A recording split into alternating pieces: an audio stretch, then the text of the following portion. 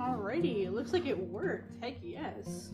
I wasn't sure if it would actually work, and I don't know like how good like my video quality is gonna be. It's a brand new computer, at least for streaming. I've never used it before, so we're gonna see how it goes. So let me just finish. Alrighty, it looks like it worked. Heck yes. I can hear myself. I wasn't sure if it would actually work.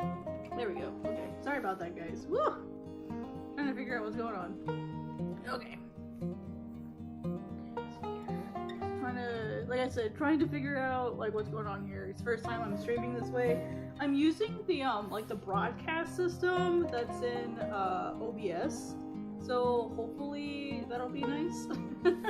Anyway, I probably should get to working. What I'm gonna be working on today is just some original work. One of the things that I used to do all the time. Actually, let me turn the music down a little bit. Okay. So one of the things that I used to do all the time was I used to do like these like landscapes and like random like original drawings and sketches and stuff. And like all this week I've been watching Third PHB like do a bunch of drawing. I'm like, oh man, well like I want to do that now because I used to do it all the time and now I don't, and well now I do. So the big thing I'm working on right now, let me switch over. I just realized that I'm not on the right scene. Oh my goodness. Okay, now I'm on the right scene. Oh my gosh, guys. It's been a while. It's been way too long since I've streamed. What I'm working on right now is this sort of like northern lights, snowy northern scene thing. That's what I'm working on, and I originally had it in this sort of like diamond pattern, and I want to change that. I'm not sure if I like that, so I'm actually going to change it to maybe like some like vertical rectangles. I'm going to see how that looks. So basically what I need to do is put in some squares here. I don't know how this is going to look, so we're just going to have to try some stuff and just see how it looks. Gonna be lots of experimenting. Actually, let's do one like this. That way it's universal. Let's go all the way down, and then we'll make that. And then what I'll do is, let's see here. Where's the center? See, I've got 11 inches. So let's do here. Oh man, that's a terrible place to cut it because it'll cut right in the middle of this one. Thinking like you could do. I mean, I can move my art around. It's not a big deal. Kind of feel like I want to do like a bigger cut. Maybe we could do. Let's do this, and then we'll remove that.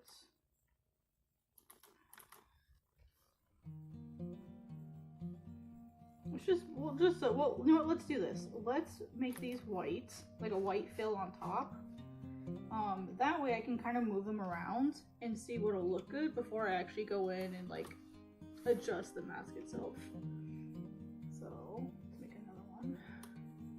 Alright, so now we can kind of figure out where we want these without worrying about like the clipping of the mask just yet. So, the problem is if we actually like somewhat center it, like these beautiful corners that I worked so hard on are messed up. So and I believe, let's see here, now I gotta find my layers. Okay, you know, I should probably name my layers because that's what you should do. And I didn't do that. Let's see, these are the guides. So what I guess I can show you guys like how I actually set this up now that I'm editing it. Basically what I did is you know, I have, you know, the trees in front, right? So all the actually let me just, there we go. So here's like my layer panel and stuff. I have a bunch of like other artworks that I might want to work on, so that's why they're all in here. Just, you know, some other stuff I might want to draw. And then this was like the original sketch that I did, which had sort of like this diamond design, which I kind of like, but I kind of don't like now that I've like actually kind of worked on it a little bit. And then down here, I guess I could just merge all these. I don't need them separate. So let me merge these really quick. I'm like constantly merging things as I go. Like I'll make a new layer and it's like, oh, I didn't need that. Oh, I didn't need. Oh, okay. Oh, I see why. Because of that. So that's okay. We'll fix it. We'll do that, and then we'll have this as fill. That way it should account for this. Huh. Why you do this? Why you be difficult? I'm trying to figure out why it's not including the little bit of the river down there. Why are you like this?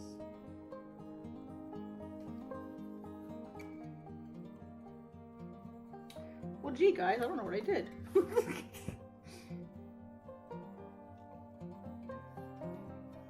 I am not sure why it's not doing that. It's a mystery. Let's figure it out. Okay, and now we need to... Is it... Okay, well, it's not affecting the mask like at all. That is so weird. I don't know why it's doing that.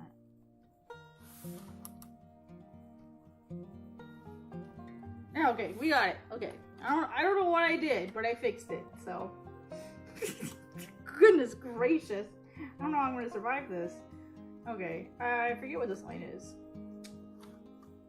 Oh, it's a random layer of stars that doesn't belong there. Okay, apparently what that was. Oh, I see. Okay, I got it. Okay. And so this doesn't belong down here. We've got some extra stars in here that don't belong. Alrighty. And so now we have our guides, which are sort of these like nice, beautiful, pretty wispies. And then here are like the actual vertical lines themselves. Let me actually turn these on a bit more. Zoom in a little. These lines have been so much fun to figure out how to make. And so what I usually do is I'll turn the guides down kind of low, just so that I can kind of see like where they are. And then as I go through and actually like make the northern lights, I just eventually turn them off and check, make sure it looks good. So what I'm probably gonna have to do is adjust some stuff. The easiest thing to do is to probably move the actual lines themselves and then just redraw the guidelines. Would probably be the easiest thing to do, to be completely honest. I kind of messed myself up here. I've kind of put myself in a precarious spot. But something I just thought about something that might work just as well is to just resize this a little. Maybe. Let's see. Because I really love this, like this one right here. And I don't want to lose it. Because what I kind of want to do is I want to have like each individual rectangle kind of feel like its own little picture, and have each one sort of like be like aesthetically pleasing by itself.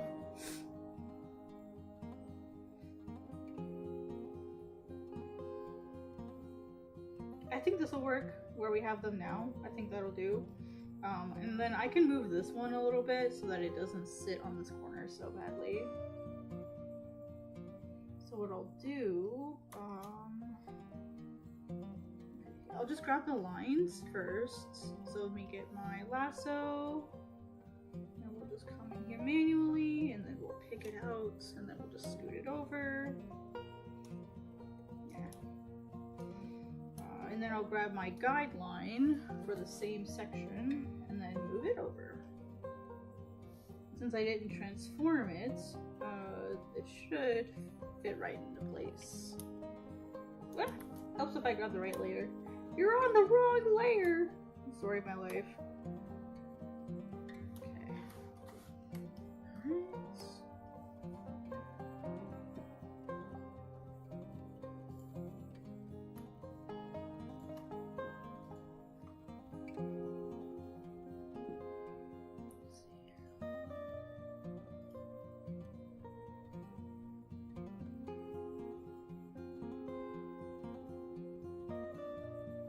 Why is my YouTube freaking out?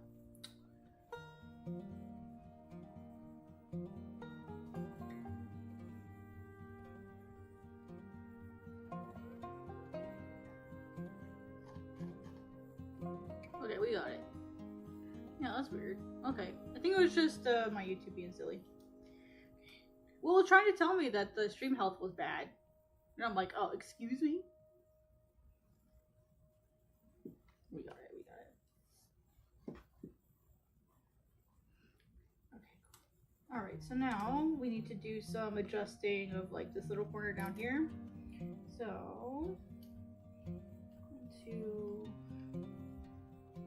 just gonna completely erase some of the stuff. I'm just gonna erase. It's not really worth it to fight it as it is. Sometimes it's just easier to redraw stuff rather than try to like move things and adjust them, and it just becomes a pain. I know this is such an exciting part of art, is like the editing process where you're like, I don't like this anymore. I'm gonna change it.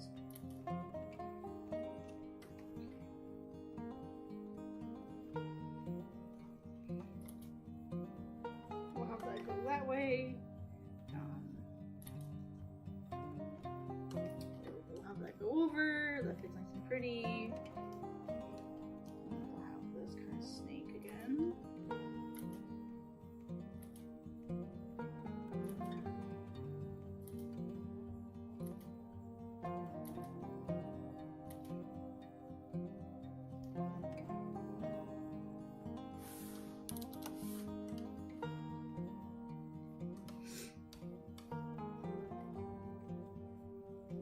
I think we'll just accept that this one gets lost. And eventually what I'll have to do is I'll have to put in sort of like the lighting, like the rim lighting of the trees. It's eventually something I'm gonna have to put in, so we're not there yet. I am not quite there yet, so what I usually do is I just take the trees here and I just put them on, I don't know why, like I turned it off.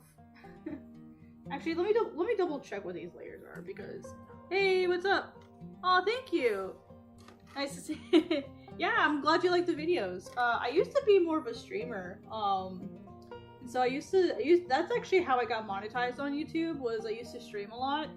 And then I'm like, well, I'm so busy working on my manga for like business stuff, and I don't feel like right. Well, I don't feel that it's right that I stream it. So I'm like, well, I don't have anything to stream. And I've been watching Third PHP. I've been watching him do some streams this week, and I'm like, that's a great idea. I should stream some sketches and stuff. Like I never even thought about that. Oh, thank you, Davey. Thank you. Yeah, I'm just doing some free drawing. I'd really love to. I actually just got, I think they call it a Cricut. It's like you can cut vinyl and you can make stickers and you can print art and you can have it draw for you and stuff. So like, I'd really love to be able to use it for things. And so I'm like, well, let me just make a couple of designs. Some really complicated, some really simple. So that's kind of what I'm working on. So I'd love to be able to make my own merch because I know how to do fabrication. So yeah. Oopsie. Didn't mean that one. Uh-oh, I don't know where my layer is. Okay, it's these two. Well, we definitely want these to stay white. That way we know where our... Anyway, what are you guys up to? Can you guys hear me okay?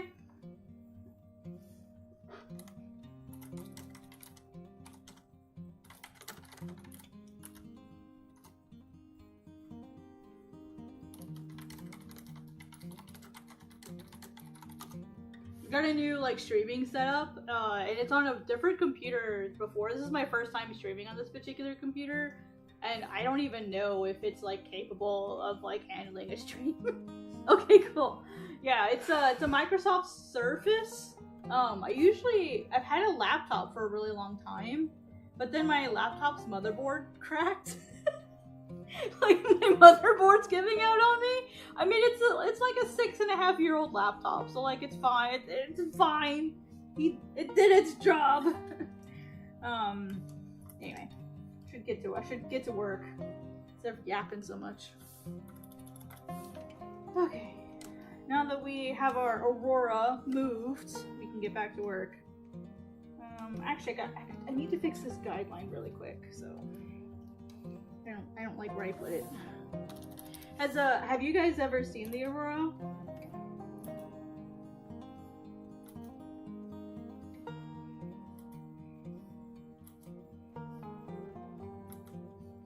Sometimes the lines just kind of end by themselves.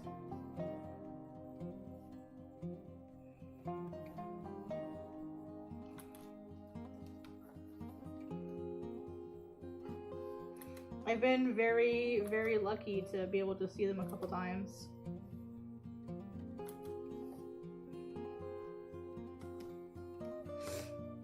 I think I've seen them twice. So,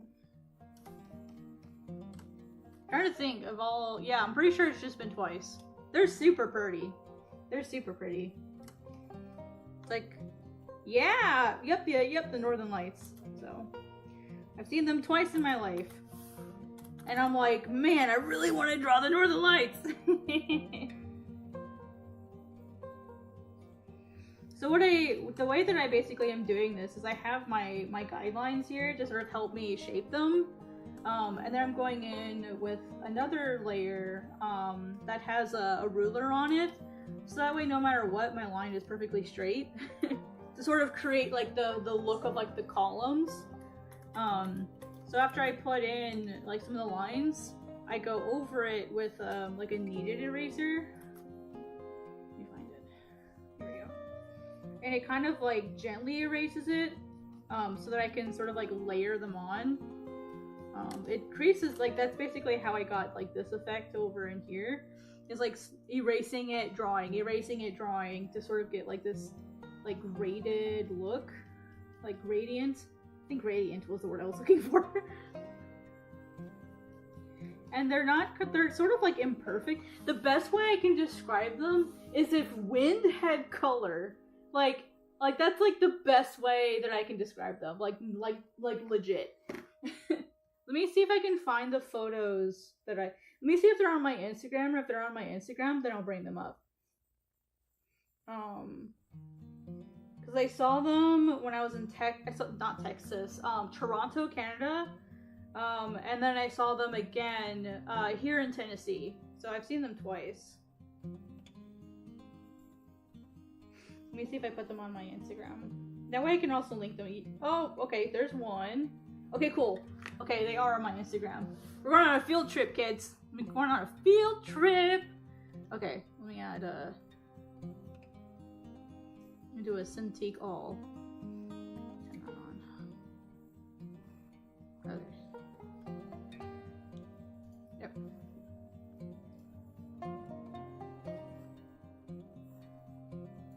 Instagram. Arts Crumbs Instagram. Continue as Art Crumbs. Bruh, you're gonna make me log in again? Are you serious? Have mercy. Oh my gosh, my password's wrong.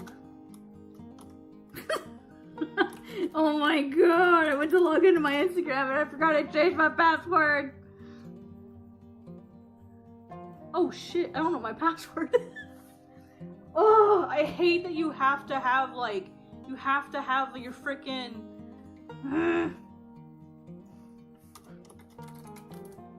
There's not that many options! Like, I have a very limited number of options for what the password is. Apparently, I can't remember the password for my own freaking Instagram. God dang it.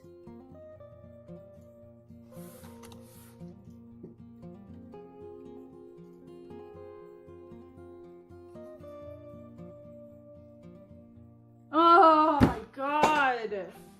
I can't even log into my alternate account. Fuck. And you can't see stuff if you're not logged into Instagram. That is so aggravating. I'm gonna send it to me another way. That is so dumb. Oh wait, you know what? I think it's on my Patreon. That is so aggravating. I'm not doing a password reset while I'm on stream. Sorry guys. I hate Instagram so much. This is why I don't use it. Is every once in a while it kicks you out. So that you have to log back in for like security reasons. And it must have kicked me out recently. Oh my god, I hate Instagram. I feel like I'm the only like artist that hates Instagram. Is it just me? Am I wrong? No, it's the kids. It's the kids who are wrong. Oh my goodness. Okay, now I can't find. Oh my gosh. Are you telling me I didn't post it on Patreon? Come on, Search! Sorry guys, I'm having a time today. Trying to get my shit together. So all I want to do is show photos. This wouldn't be an issue if I didn't have to log in to use Instagram. Which is so stupid. I don't know why you would require that. It's so dumb.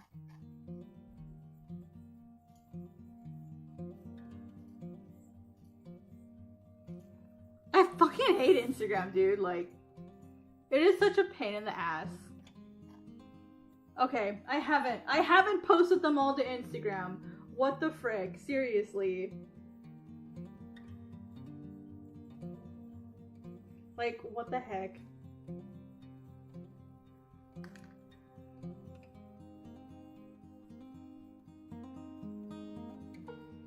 Okay, I'm going to email them to myself. Because apparently there's no other option. Oh my god. I really want to show them. Oh my god. Oh, okay, I got it. I'll just send them to myself on Slack. Okay, we'll just do that. Okay. That way, they're just like immediately on my computer. Come on. I'm having a day. I'm having a day. Oh my gosh. Like, I seriously don't understand why Instagram forces you to log in to see stuff. Like, why? We want you to use our app, or else.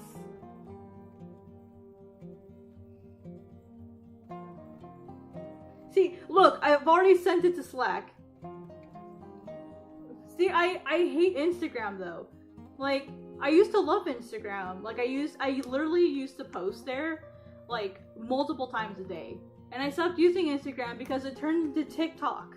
Like, I'm so tired scrolling through Instagram and seeing video after video after video after video after video. I don't enjoy like the constant barrage of videos. If I wanted to see a constant barrage of videos, I'd go to YouTube Shorts or TikTok.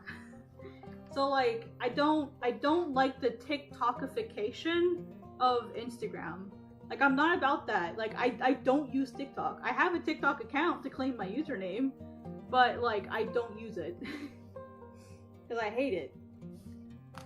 Like, I like still like plain image posts. You know, I loved it when Instagram was just that. You know what I mean? So like, yeah, exactly. So if you don't do videos, like, you're basically like your page is dead. And I'm sorry, I'm not making a video every single day. Oh, hey Monitor, what's up? we got a real YouTuber in here now. Not someone like me that can't figure out how to get an Instagram up. Cause how you doing, bud? What's up? I'm just grabbing all of my freaking Aurora photos. Because apparently that's really difficult.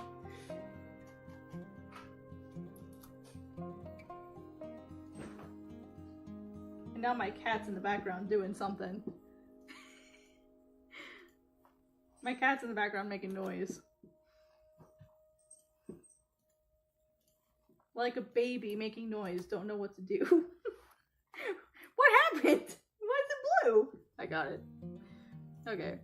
Oh my gosh. Guys, I'm just, I don't know. I'm doing my best. Have you seen that meme of the cat that just looks kind of sad? And the question is, oh, what do you do? I do my best. Okay. Alright, let me get these laid out. Okay, these are so... And all of these are mine. Like, I had to edit some of these pretty... I had to edit some of these, but... Just so that you could see them. But seriously, like, the best way I can describe the aurora is, like, colored wind. Like the best way I can describe some of these. Just do this. Like colorful wind is like the best way I can describe them. Okay, here we go. So this is in Tennessee, my old apartment. And there's like a gas station right here, and so there's like a whole bunch of light and stuff. And so I wasn't really able to see it super well. Yeah, well no, I had to edit these. These are hardcore edited, unfortunately. But I could still see that there were red columns very faintly. But yeah, these were edited. This one's also pretty heavily edited. But basically I'm like they were literally directly above me, which is why they kind of splay out.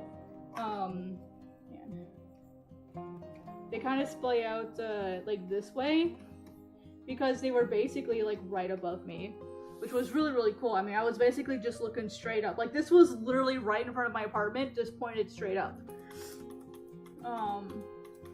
So, and then this one, like my apartment was like just on the other side. Like you can see there's like a tree here. I know, sorry. And then these ones were really cool. These ones were when I was in Toronto. The same thing here. This one's looking up. And then you can kind of see it over here as well. And then with this one, it was basically going like this. And here's the wispy.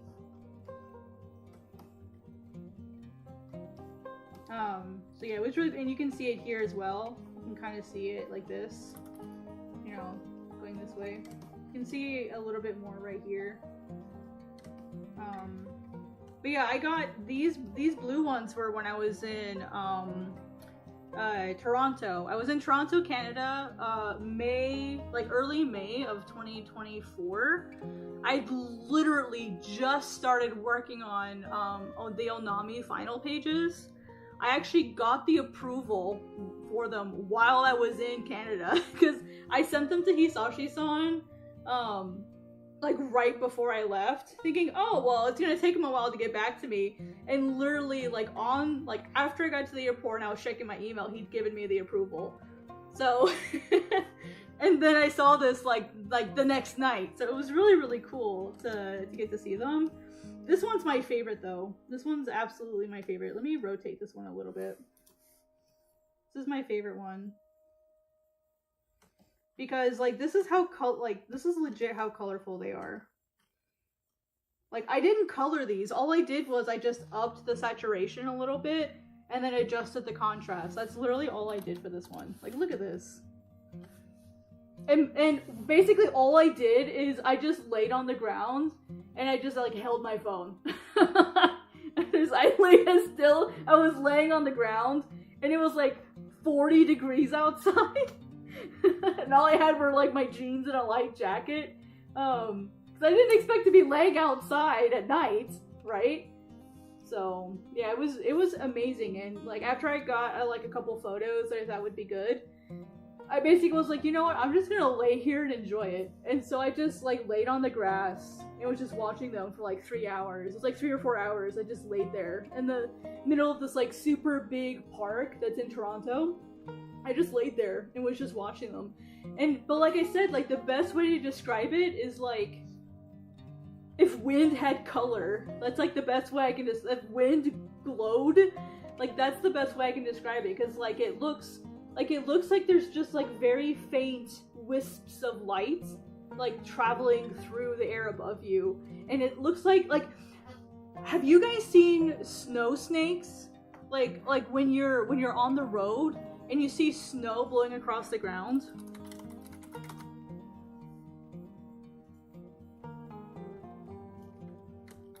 That's like the perfect way to describe what it looks like, but it's in the air. My family always called them snow snakes. Copy image.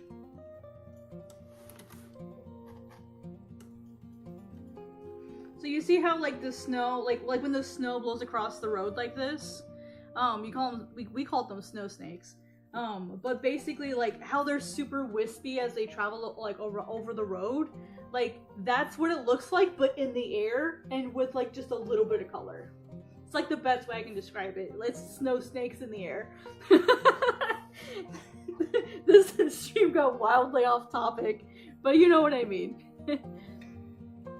Or like this is another photo. I'm just grabbing photos from the internet.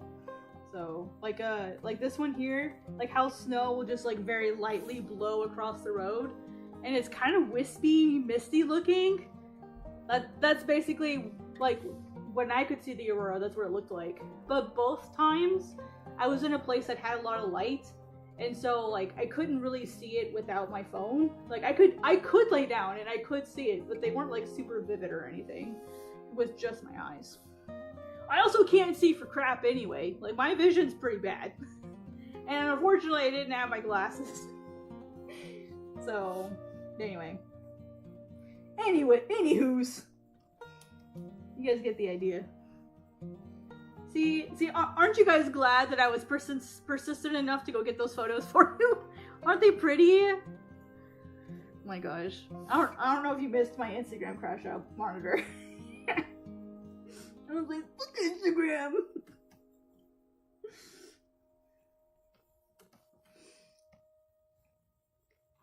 I have a couple bones to pick with Instagram. It's just TikTok now, but for Facebook, but for Meta. It's just Meta's version of TikTok.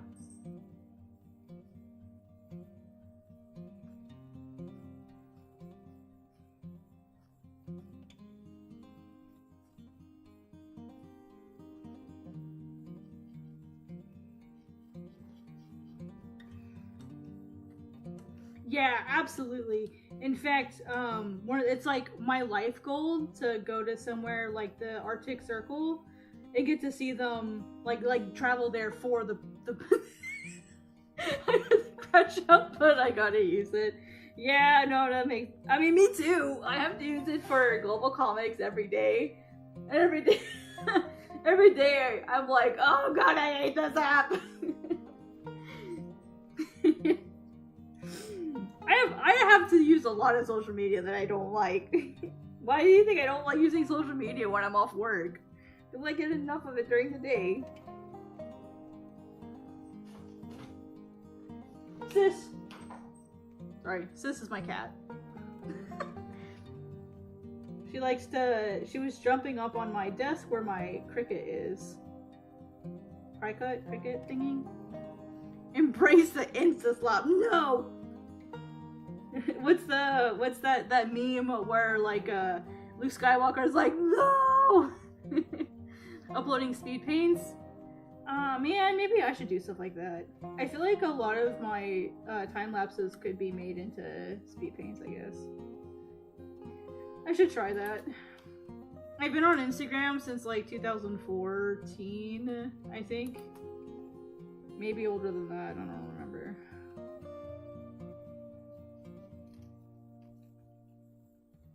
Oh, way too hard. I remember the good old days. Oh yeah, you guys don't know. I have 2 cats now. I actually have a second cat. Her name is Sissy. I didn't name her. I did not name her that. That's the name she came with. Let me grab a photo of Sissy. How convenient for Instagram or for Patreon. Patreon saving me for once. Yeah? Okay, cool. I'll try that. Yeah, I have like 30 hours of time lapses that I need to edit and get uploaded. Like a ridiculous amount of time lapse material, so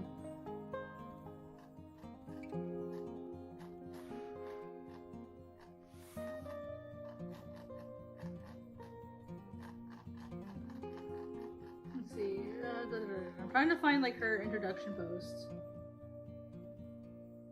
There she is. She looks a little grumpy in this photo, so I apologize. Whoops. meant new from clipboard. Bruh, file new from clipboard. Okay, here's my cat. Her name is Sissy. She is she's what we call a Torby. Torby, which was a new word for me. I'd never heard of a Torby before. A Torby is what they call them. And it's a mix between a tabby and a tortie, like a tortoiseshell. You can see here she's got some stripes. She's got like a striped, like the classic striped tail. And she's got like the M that a lot of tabbies have. But she's got like mixed in splotches of like a tortoiseshell cat. So she's technically what they call a Torby. You can see her stripes a lot better here. There she is. Her name is, the name she came with was Sissy, but she was surrendered by her previous owners who went into hospice care. And she was at the vet's office where I take Miso. She was there waiting for a home for like 70 days, like 70. And so when I came in for Miso just to get her like annual vaccines, they're like, hey, you're looking for an older cat, aren't you? And I'm like, well, I'm looking for a partner for Miso because Miso's a very social cat. And so like she gets really lonely really easily. And sometimes it's hard for me to spend a lot of time with her when I work so much, right? Between the manga and global comics and my Japanese classes, like it's hard for me to like spend a lot of time playing with her. And so they're like, well, we have this other elderly cat who's been here for a while. I wonder if they would get along. And so Sissy, she's 14, and then Miso is 12. And so I brought them together, like I brought Sissy over for like a weekend to see how well they got along. And by the end of the weekend, they were chasing each other and playing. And like, you know, they're like, you can definitely watch cats to see like, is it like aggressive defensive play or is it like actual play? And they were like already playing by the end of the weekend, which is very rare for adult cat, like really old cats, like senior cats. So yeah, basically character concept. Yeah, so there's the super fun breed, so like a mix. So yeah, her and Miso get along really well. And so I decided to keep her. So now I have 2 elderly cats. The only real like problem with Sissy is she's a barfy cat. So if I don't pick the food up, like after they're done eating, and they like walk away, if I don't pick it up, she will continue to eat and make herself sick. So I have to pick up the food when they're done eating. I can't just leave food around like I used to do for Miso. The Sissy will continue to eat until she makes herself sick. So I'm learning how to clean up cat barf. Because I never had that problem with Miso. Miso never even had hairballs. And Sissy does. Dude, Sissy, she sheds like a husky. It's like, it's always shedding season with that cat. She's like, if huskies were a cat, that's basically Sissy. But I just call her Sis, like S-I-S, or sometimes I'll call her sister, like you would like a nun. Sister cat. When is the Art Crumbs cat anime coming? Dude, I don't know. I mean I could. They do fight each other. Like I've got a couple videos of that. So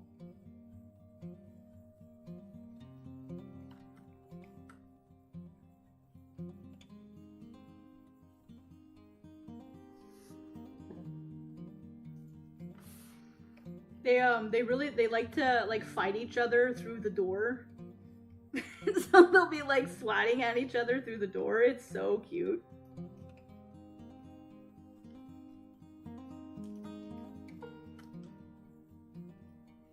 I know, watching this part is so exciting.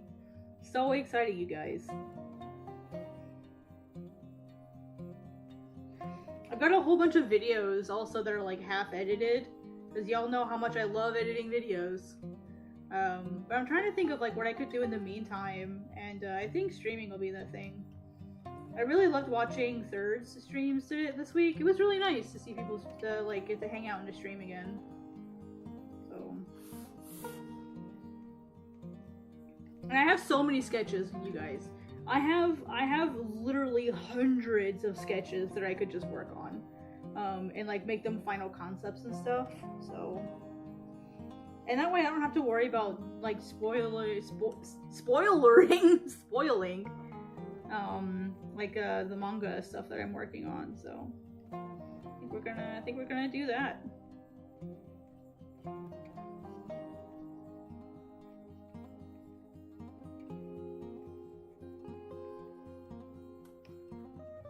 Yeah, right? Yeah, I love watching his streams. Like, his streams are so much fun to watch. And, like, and you look away for 5 seconds and it's like, whoa! Like, you got so much done! So... yeah, I love watching his streams. And he usually streams while I'm at work, and so it's just really nice, like, background music, you know, or... you know, like body doubling, you know, like if you see someone else working, like you want to work too. So it's like just really nice body doubling. So I really enjoy his streams.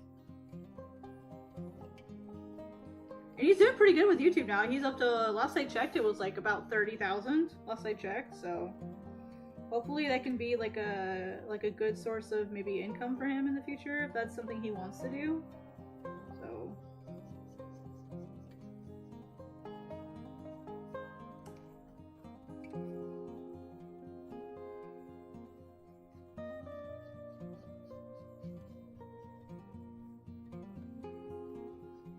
for now, I have my I basically demonetized my entire channel for right now. Like memberships are off, monetization is off on all my videos. I've had all the ads are turned off. I don't even have the stream monetized, so like I couldn't even get super chats even if people wanted to give them to me. So I just want to focus on enjoying streaming again. You know, I don't want it to be made about money. So for now, I'm just trying to enjoy it and like have fun. You know, take the monetization out of it and just enjoy it again.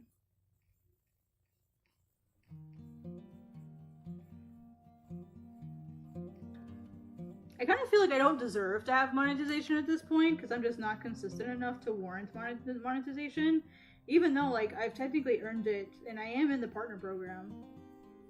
I just don't feel like I have the right to monetize myself right now.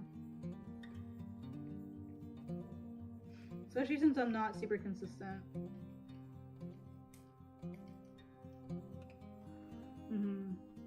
Yeah, for sure. Yeah.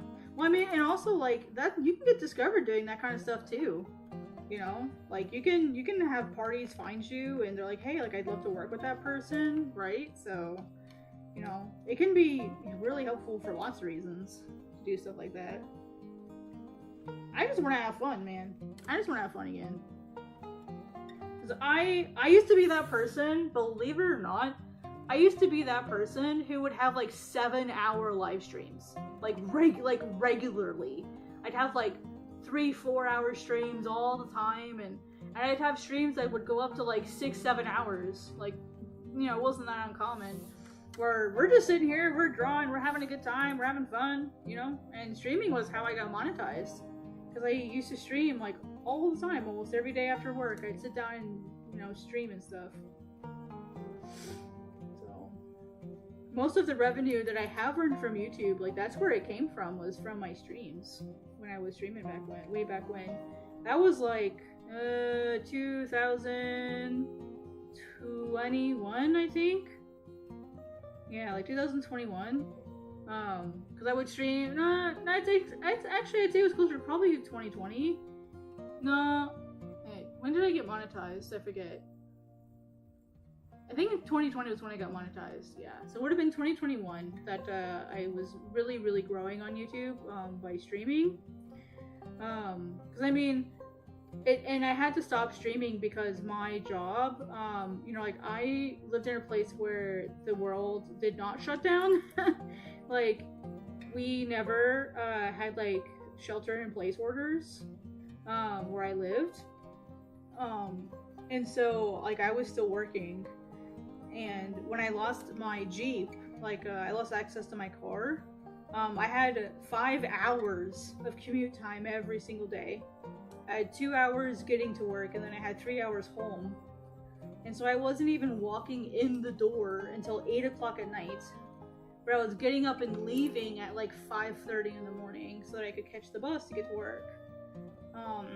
And so I was so exhausted when I got home, and I stopped streaming because I was just too tired. You know, I'm like, I still have to eat, and I have to take my shower, and I have to feed my cat, and I have to play with my cat, and you know, like I gotta be a human being after I get home. I just can't stream right now. And then ever since, I've been trying to get back into it. It's just hard, so I just gotta suck it up. Just gotta suck it up. Because I really, really, really would love to be a streamer. I really do want it really bad. Because I love it. It's so much fun. I just need to, you know, I think I've just been trying to find something that I could stream consistently that wasn't manga. So, and I like doing the podcast, but I think I like streaming more. I feel like the mangaka diary could easily become something that is a stream in itself.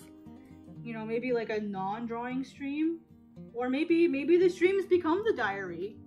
I feel like the streams could become the diary themselves, because I mean, like, I can just get on and start talking about my day. You know what I mean? So, you know, really, yeah, streaming does take a lot of effort. And it's also one of those things where, like, you have to be good at entertaining yourself at, like, first, right? Because, like, you aren't always gonna have people. Like, when I first started today, there was nobody for, like, I think, like, 15-20 minutes. It was just me. And I was like, well, I could stop streaming today and just call it a loss, or I could just keep streaming. And I decided to keep streaming because I want to stream, you know, and I'm gonna have to earn the trust back of my followers. You know, because I was absent for so long, and so I could earn that trust back. So, yeah, exactly. Yeah. So, yeah, I'll probably figure out how I want to structure them. That way, like, the beginning and stuff is the same. You know, like, I could just, like, take clips out of it and edit it down to talk about my day and stuff. And I could just take the time lapse and speed it up, so. But yeah, I mean, basically, like, I've been kind of away because I've been dealing with some health issues. I'm having to retest for celiac disease. So basically what happened was, when I tested for celiac disease about 10 years ago now, yeah, it's almost exactly 10 years ago, I didn't get to finish the test, which basically, if you don't know what celiac disease is, it's an autoimmune condition where your body perceives something called gluten as a threat, as a foreign invader.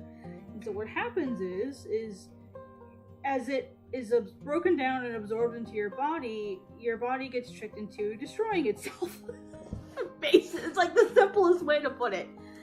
Like, you know how you can use Pokemon moves? Like, moves on Pokemon, then, oh, you know, Pokemon is confused. Pokemon attacked itself. It's basically what happens, but with gluten. And gluten is a protein found in a lot of different plants, like rye, wheat, barley, oats. And so anything containing those foods is not safe for me to consume. But also, that includes things like medicine, shampoos, soap, you know, because oat is common in soaps and shampoos. Gluten is a binder. It's what makes bread fluffy, so that when you pull it apart, you have like that satisfying pull apart of like bread. And so basically that's more or less how celiac works. Well, when I was getting my test done the first time, I had a positive result for the blood test. So basically I had to eat gluten for 6 weeks, and then I did a blood test. That came back positive. And then they're like, okay, you need to do another 6 weeks, and then we'll do a biopsy, which basically means they go all the way down into my stomach, and then into my small intestine, and then they take a little piece out, and they test it. for a very specific antibody. And if you have the antibody, congratulations, you got celiac disease. If you don't have the antibody, congrats, you don't have celiac disease, but you are gluten sensitive. And you could be gluten sensitive for lots of reasons. And so then you have to keep looking for what the reason is. But the only way to test for celiac disease is to eat the gluten. And then do the biopsy. That's really the only way you can test for it. There is an alternative method where you can like take a skin sample, but that's only if you're having like the reaction on your skin, and I'm not. Most people don't. So yeah, I basically have to poison myself more or less for 8 weeks. Which is fucking awesome. Like, let me tell you. It's great. And so I've been feeling pretty sick. And then because celiac is fantastic and fun and great. Oh, by the way, the reason I'm having to redo the test is because the first time I went to do the test, I lost my health insurance like a week before the biopsy. So I technically never got confirmed. I never got like the official diagnosis. But my, at the time, gastroenterologist was like, yeah, like, you're having enough problems, like, you could probably get that. You could probably qualify. So I would just avoid gluten. And I'm like, oh, okay. So basically it was kind of assumed, and I have the gene for it. Like, there are genes for celiac disease. And I have the gene, and so my gastro was like, yeah, like, I would bet you got celiac disease. So I just kind of always lived my life as if I had it for the last 10 years. And when I met my new gastroenterologist, she's like, well, let's go ahead and let's redo the test and let's confirm and let's make sure it's not something else that just looks like celiac disease. And I'm like, lady, are you serious? Do you know what I have to do that test? She's like, yeah, I'm a gastroenterologist. So I've been dealing with that the last couple weeks. I think I'm in my 3rd week now. I just finished my 3rd week. Yeah, 3rd week, I think. I think I just finished the 3rd week. It's 3rd or 4th, I forget. I started the week of Thanksgiving.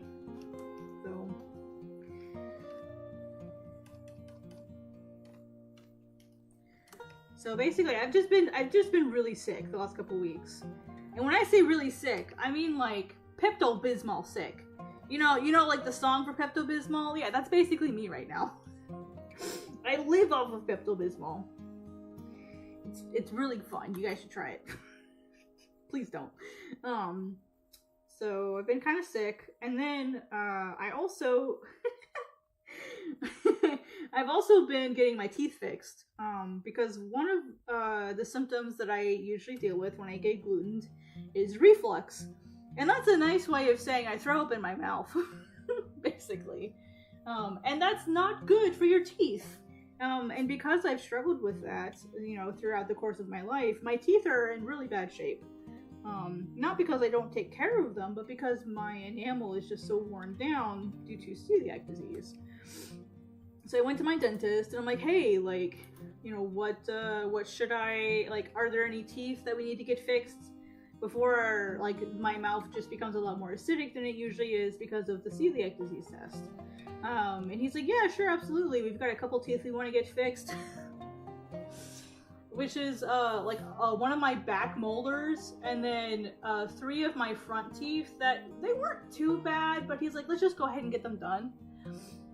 And so he fills in my back molar, and no big deal, I'm healing, it's great.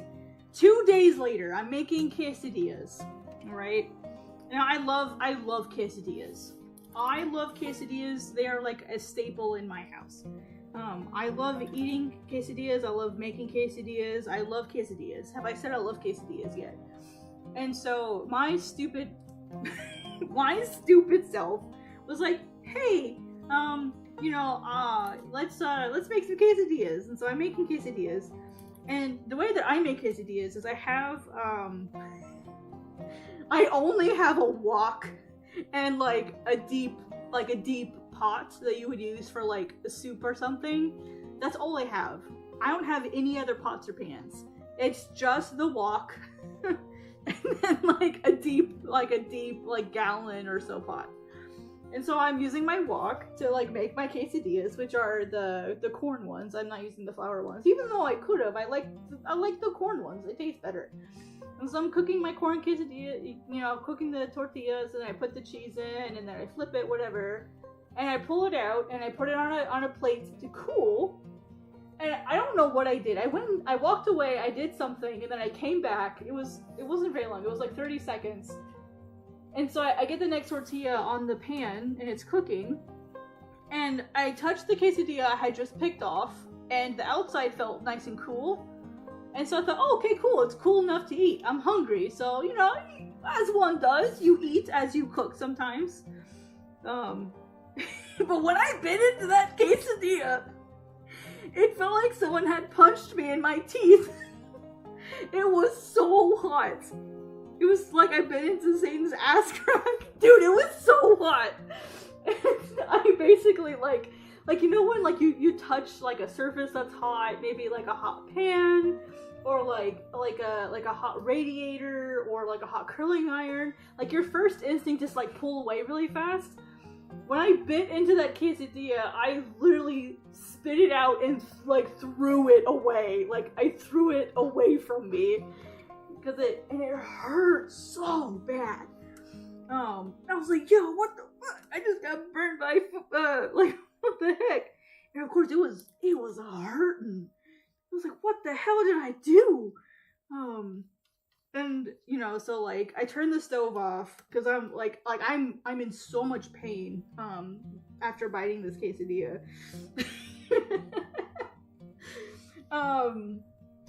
Yeah, it was nice. And so the next couple days it hurt. And so I'm like, okay, no biggie. Like it's gonna hurt. You just burned yourself. Stupid. Like we're not gonna do that again, are we? And I'm like, no, we're not gonna do that again. So I'm just letting it cool. You know, or I'm not letting my. I mean, I am letting my mouth cool, but I'm letting it just do its thing. It burned. It's gonna hurt, but then the pain gets worse, and then it slowly gets worse. Like it just over the course of like the next 2 weeks, it slowly gets worse, until this most recent Sunday. It's like about a week ago.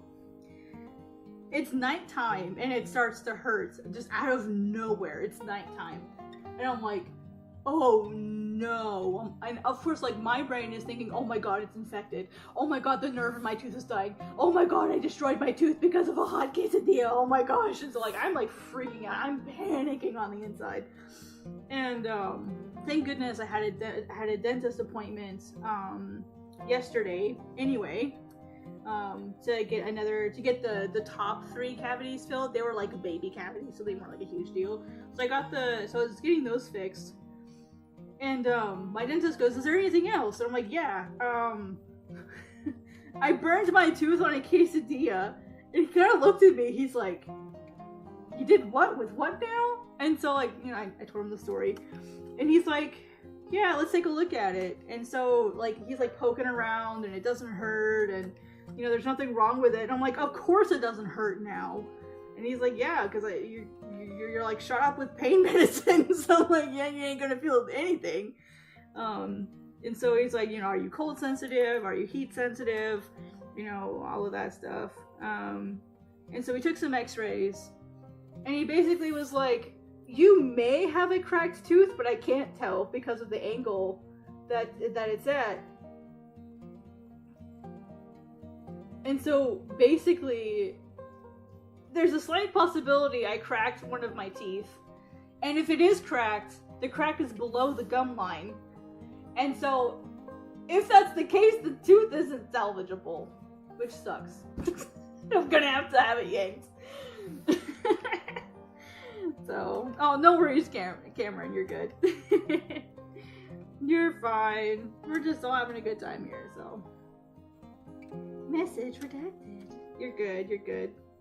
So, anyway, sorry, I'm just yapping. Filling the space. How you doing? How's your week been? Just ignore me complaining about biting a quesadilla too hot. Unfortunately, I don't know if I'm that interesting a person. I feel like I just tell stories in a really exaggerated way, and that's probably the most interesting thing about me. It's just I'm really exaggerated in my storytelling. Hello, how are you? I know, watching me draw vertical lines is so fascinating.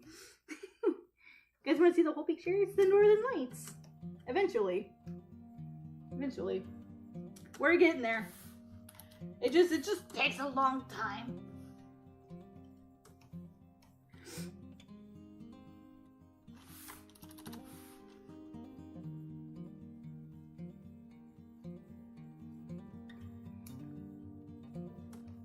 Hopefully you guys can hear me okay. I hope so. What are you guys up to? Any plans for the weekend? Or the holidays? Because, oh yeah, it's Yule tomorrow, isn't it? Yeah, it's Yule tomorrow. So yeah, I'm gonna have to go get some beef and have a nice dinner tomorrow. Yule is, for those who don't know, Yule is the longest night of the year. Or, yeah, longest night and the shortest day, at least here in the northern hemisphere. So really excited to have a nice dinner. I've already got my mead. I've already got my glühwein. You know, I just gotta mull it up and have some nice food to go with it. I don't know if I want to have beef this year, if I want to do salmon. I did beef last year. I might want to do salmon this year. Have a nice salmon dinner, some mac and cheese, maybe some snap peas, some mushrooms. If I can find some lion's mane mushroom, that would be really nice, but I don't think it's in season. Some persimmon would go really great with it too. Salmon and persimmon go pretty well together.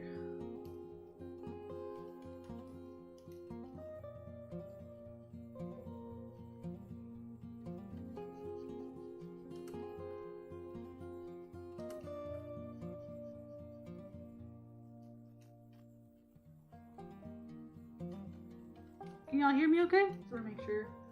I should probably type out hi as well. What is good alternatives for Clip Studio to make manga or comics?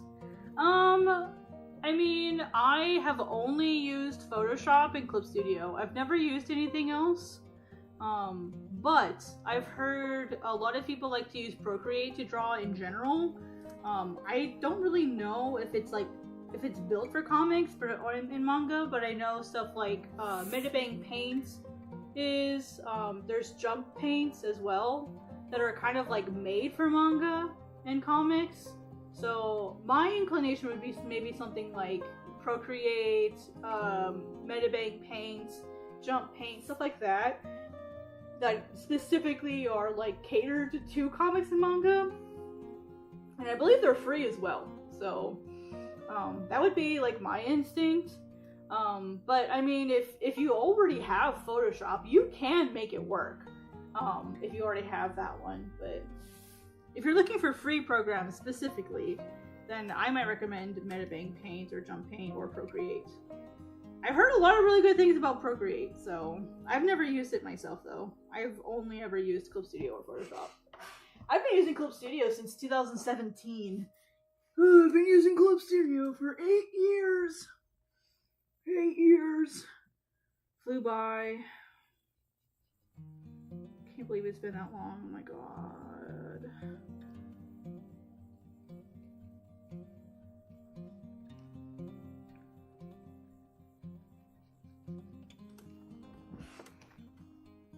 Yeah, I love questions. Give me questions. They don't even have to be art related. Just random questions. I love questions. That could easily be an open mouth insert foot situation, but I'll take the risk. You're welcome. Are you wanting to make like a specific type of manga? Are you looking at like a standard shonen manga or like a yonkoma or like stuff like that? Have you like made a manga before? Because I know sometimes people ask me because they're new to digital, so I like to ask.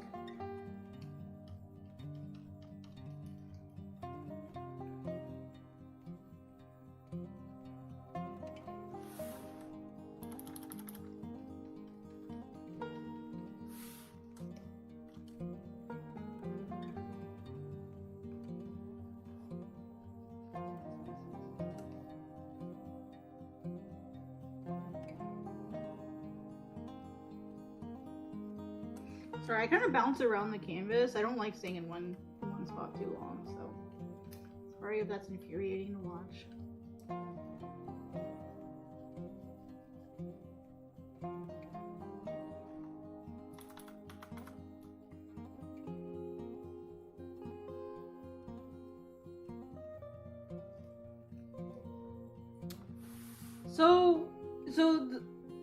Because they're different demographics, the readers will react completely differently, and the readers, like, so the difference between demographics isn't necessarily like just a genre or theme thing. It's a, how is my reader going to interact with this particular like story? And one of the things that I learned when I did the Mochi Komi at Kodansha was like some of the differences between the readers. Let me actually see if I have the screenshot on this computer, because I have different computers. So let me see if it's on this one, and I'll happily bring that screenshot up and I'll like show you. Let's see, screenshots. Might be helpful just to have you see that. Let's see here. I think the document is on here. So let me find it.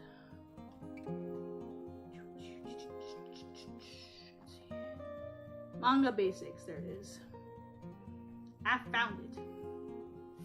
Let me get this PDF open, and I'll do a little reading, and I'll just let you see it, because maybe it'll be helpful to you. So, do you want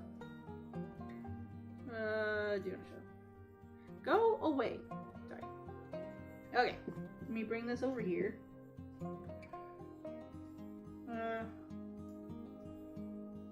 Okay. And I think it's Cintiq All that I need to turn on. Yeah. Maybe? Oh, okay, no. Okay, let me try again. Let's see. That would be properties, and then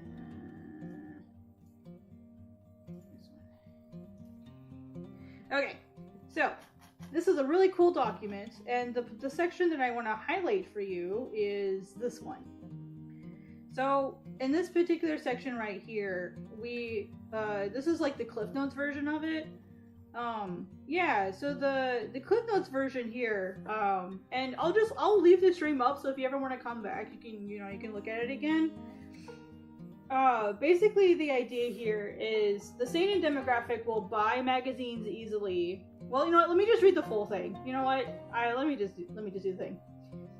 Okay. Okay. The seinen manga demographic has, in general, a low complexity threshold. Readers are usually adults with very little time to read because of having to work and support their families, and enough money to be picky about what they read, only reading a few stories per magazine, for example. They get bored pretty easily and have little patience, and usually read to relax after work. They're couch readers. As a result, stories that target this demographic should be interesting quickly and get to the point efficiently. Originality should be evident from the start, since they will have no indulgence for a story trope that they have seen many times before. So basically, like, to sum it up really quickly before I go on to shonen, the seinen demographic will buy magazines pretty now. Keep in mind, this is all for the Japanese audience. So depending on where you are in the world, it might vary just a little bit, but, you know, this is guidelines rather than rules, as Captain Barbosa would say. So the seinen demographic, they buy magazines pretty easily. They have money, right? They're adults, or like older teens. They only read the stories that they like from those magazines. They want to be entertained immediately. They don't want to have to wait for it. They want to see original stuff. They don't want to see the same stuff over and over again. They can buy several books, tankobon, each month. They read to relax. They don't want to have to think too hard because they're tired, you know, and they have a limited amount of reading time. So don't make it too complicated. Make it interesting, make it cool, make it original, but don't make it too complicated, right? And again, seinen are like males, like 17 and up. Kind of depends on who you ask and what magazine it is. But perhaps counterintuitively, the shonen demographic has a higher complexity threshold. Teens usually only have a limited reading budget, and hence will read more thoroughly the magazines to make them last. So basically they'll read all of the magazine to get their money's worth because they don't have a lot of money, so they read everything. They will be more comfortable with longer dialogue. Since they have more limited reading experience, originality will matter less to them. So they have a more limited reading experience. Originality will matter less because they haven't seen a whole lot of stuff, so to them everything is new, right? Like it doesn't have to be original, it just has to be cool. However, this limited budget also means that they will flock to the most qualitative titles when buying the tankobon and skip the rest. Meaning they'll only go for the coolest books that are like the most popular, probably, right? But beware, both demographics are as demanding in terms of absolute quality. It is also harder to convince an occasional reader rather than a frequent reader. Right? Yeah, exactly. So to sum up, the shonen demographic, like they're really picky about what magazines they'll read from. But they'll read everything in the magazines that they pick because they want to get their money's worth. They'll tolerate less original and less immediately entertaining works, meaning they're willing to sit through things a little bit. They'll only buy a few, like, select favorites when it comes to the tankobon. Again, they don't have a lot of money, so they have to be picky. They read to pass the time because these are people without jobs, they're kids, most likely like high school or middle school students, and so they don't necessarily have jobs yet, and so when they're out of school, they have a bunch of free time. They don't have to worry about their families and stuff necessarily, but they have a limited budget. Yeah, and so like, this is why I tell people demographics matter. When people are like, it doesn't matter that it's shonen, a seinen, demographics don't matter. I'm like, yes they do! Like, especially if you're wanting to get into the Japanese market.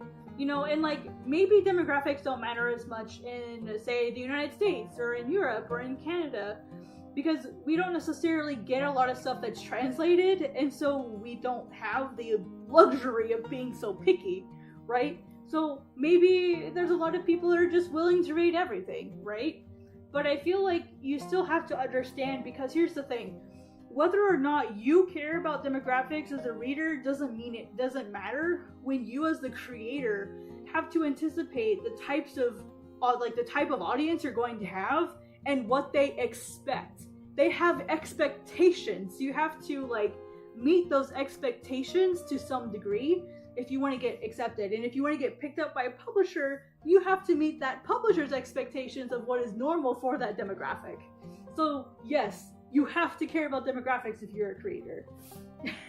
Let me find that paragraph. There's a really cool paragraph where they're talking about their expectations and stuff. Let me see if I can find it. It was a really, really cool, I think it was in the beginning. Here we go.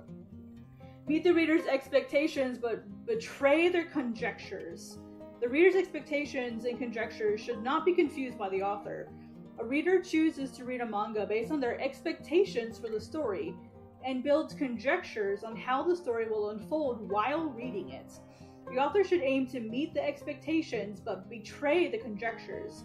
It means that if the reader expects a lighthearted foodie manga from chapter 1 and receives a complex and gloomy political intrigue after chapter 2, they will likely be disappointed. Their expectations have not been met. However, in a whodunit, a mystery, the reader may believe a red herring and be surprised when the actual culprit is revealed, and this betrays the conjecture and creates a surprise, but still follows the expectations, provided that the actual reveal makes more sense than the red herring and explains it away. Betraying expectations is never a good idea. It is usually done by breaking rules or character traits established by the story just to create surprise, and this ends up causing frustration and is usually resented as cheap storytelling. In other words, give the readers what they want, but surprise them as to how you give them what they want. So it's the how that matters. That's why I tell people it doesn't matter what your story is. What matters is the execution. Have I not been saying that for years?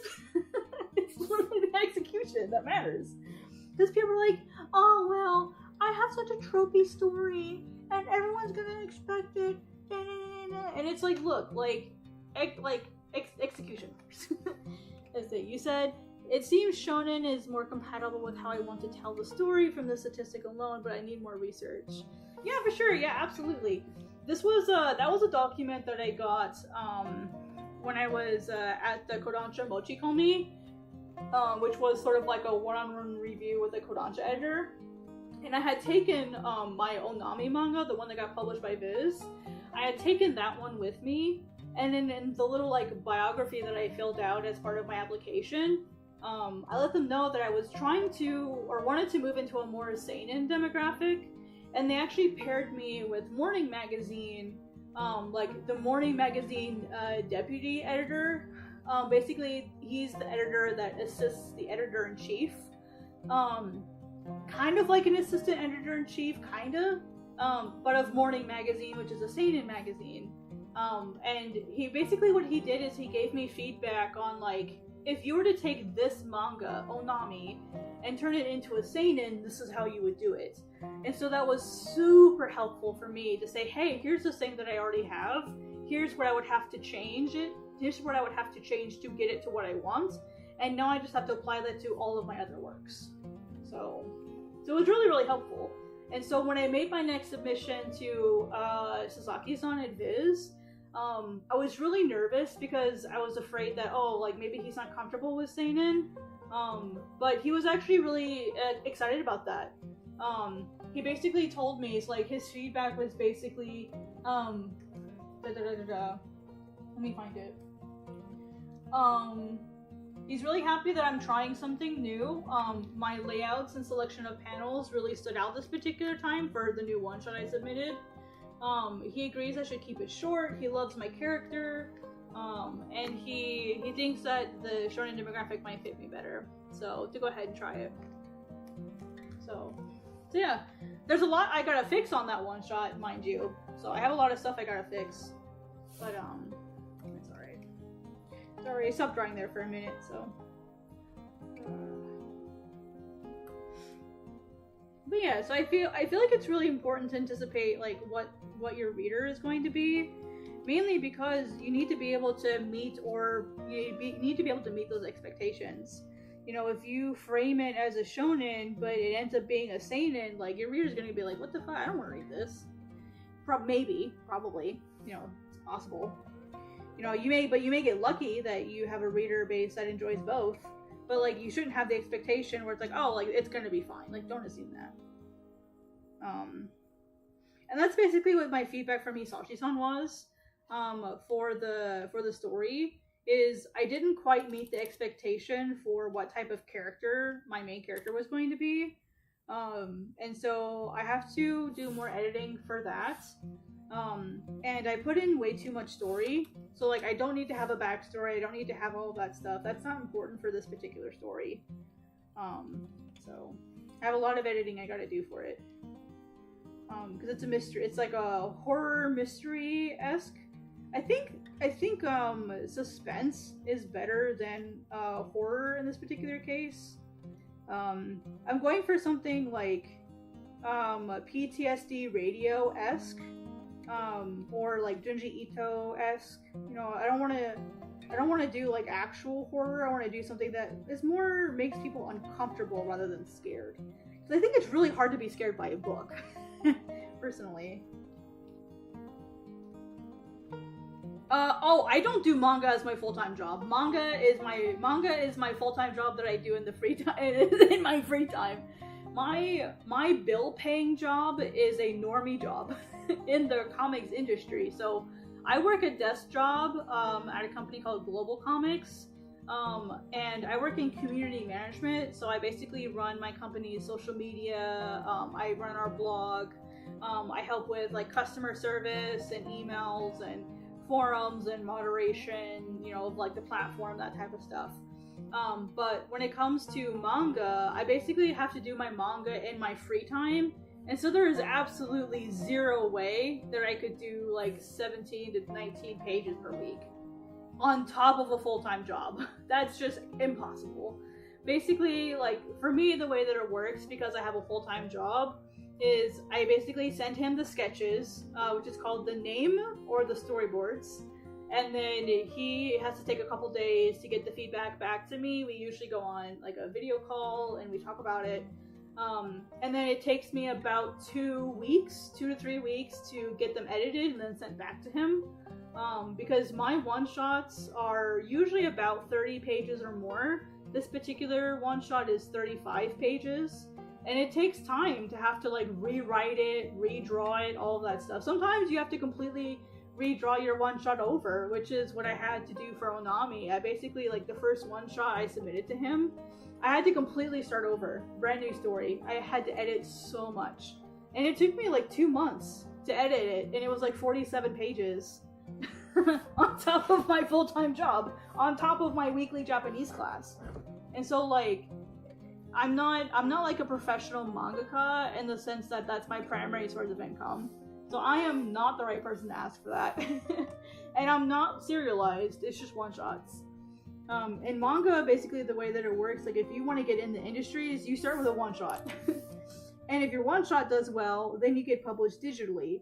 And if your digital series does well, then you'll get printed in the magazine. And if the magazine does really well, then you'll get a tankobon, like the printed volume.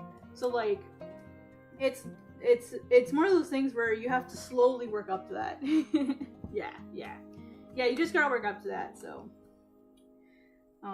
Now, if I were to get serialized, I would have to do about a chapter a month.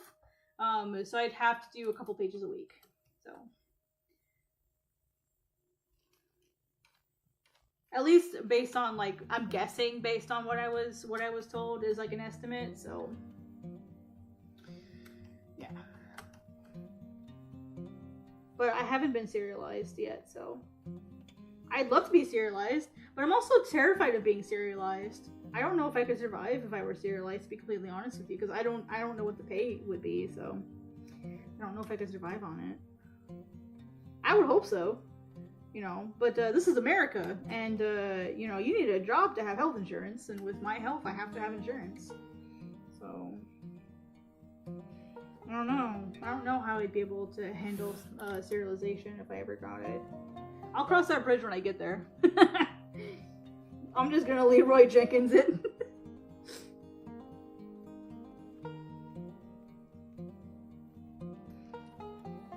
You just gotta take a leap of faith, man.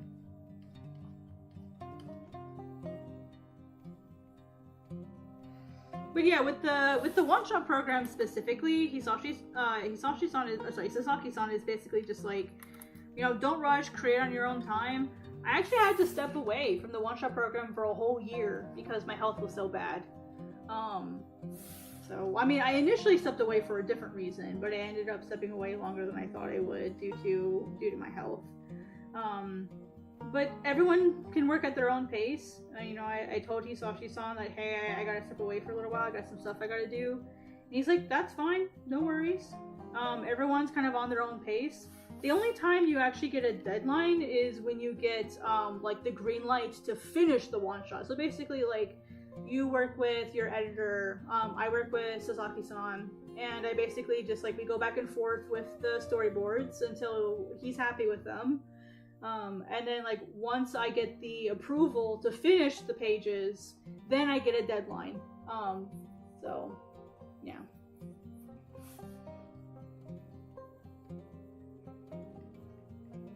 So, but also, until you get, like, you don't get paid anything until, you get your finished pages in. You don't get paid for revisions. So...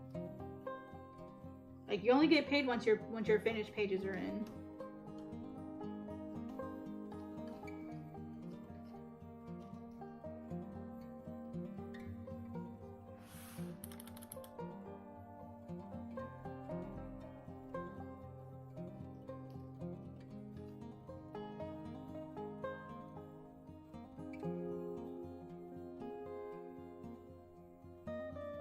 Guys, sick and tired of my music yet? I, for some reason, couldn't find the music that I had downloaded, and I was like, dude, I need to get streaming. I don't want to, like, wait another 2 hours to try to go find my music somewhere on my external drive. So, I am sorry, it's just the same song over and over and over. This is the only one that I could find. I have a, hopefully next time I stream I'll have more music variety, so it's not just the same song over and over. But this is the song that usually plays in the background of my videos, so hopefully it's not too annoying.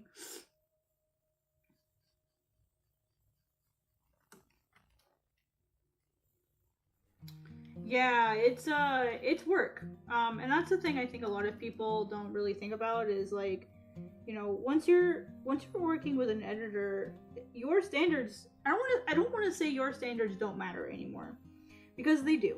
However, it's not just your standards that matter anymore. It's like you now have to think about someone else's standards for you.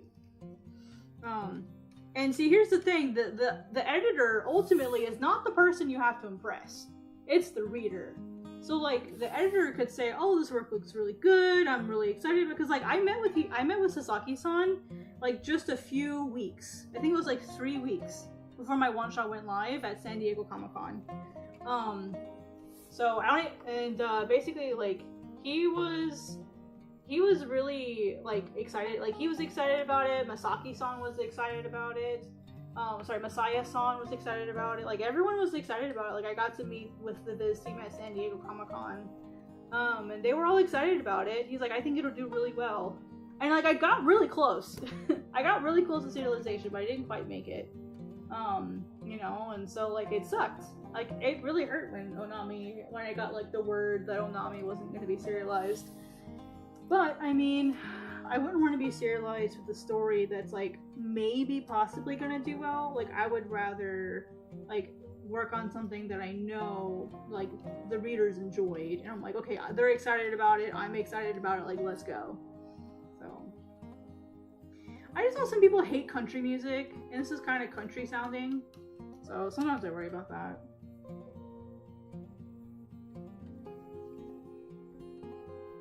I love country music. Dude, if I could, we'd be playing Garth Brooks, Reba McEntire, Toby Keith, Shania Twain. I'd be playing all those guys if I could. But the YouTubes don't like that, so here we are.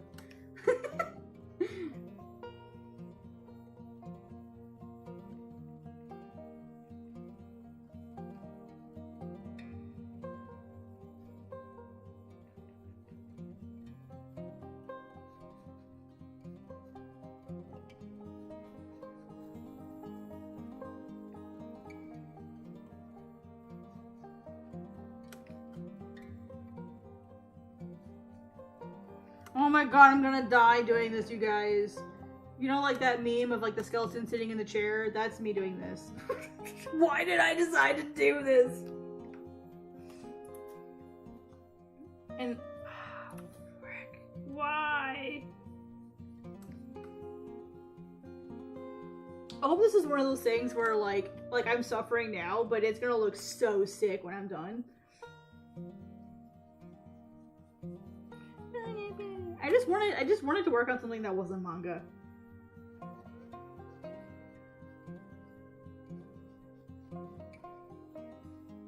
You guys want to see let's see. I think comedy is a huge part of it. See, I hate comedy. I'll just say it. I hate comedy. I hate it. I have such a very specific type of humor that if it's not that, I hate it. Like, I'm gonna say something controversial. I do not like the humor of One Piece. It is too much. It is way too much. I don't like fan service humor. Like, you will never catch me doing fan service humor. Like he's so perverted, hee. Like, I hate that stuff. Oh my god. Hate it! Like, so, like, now that's not to say I don't like comedy at all. I'm very specific. I'm a seinen reader, right? I'm very specific about the humor that I like. And and sometimes I'm willing to put up with a series, even if it's, like, not exactly my type of humor. If I like the other stuff that's in it, and it's just occasional comedy, that's okay too. That's fine too. You know, but it's like, if the main comedy of the show is like, he's so perverted, he's so funny, if that's like the core of the show, looking at you, Chainsaw Man, or like a major part of the humor, then I can't do it. I can't do it. Like, I can't. And if it's like super cartoony, zany, like over the top, I can't do it. Like I like subtle comedy. You know, like Saint Young Men is a good example. Have you guys read Saint Young Men? It's basically Jesus and Buddha like come to live on Earth and they share an apartment together. And it's subtle humor. Like it's slice of life-esque. And it's like the humor is related to like him being Jesus and him being Buddha. Like that's what the humor is. It's not like he you're so perverted. Even though like, but sometimes there are like sexual jokes in there. But like it's done in a specific way that it makes sense and it's funny. Anyone else mentioned how fan service is so common? No, they've not mentioned it because I've not asked them.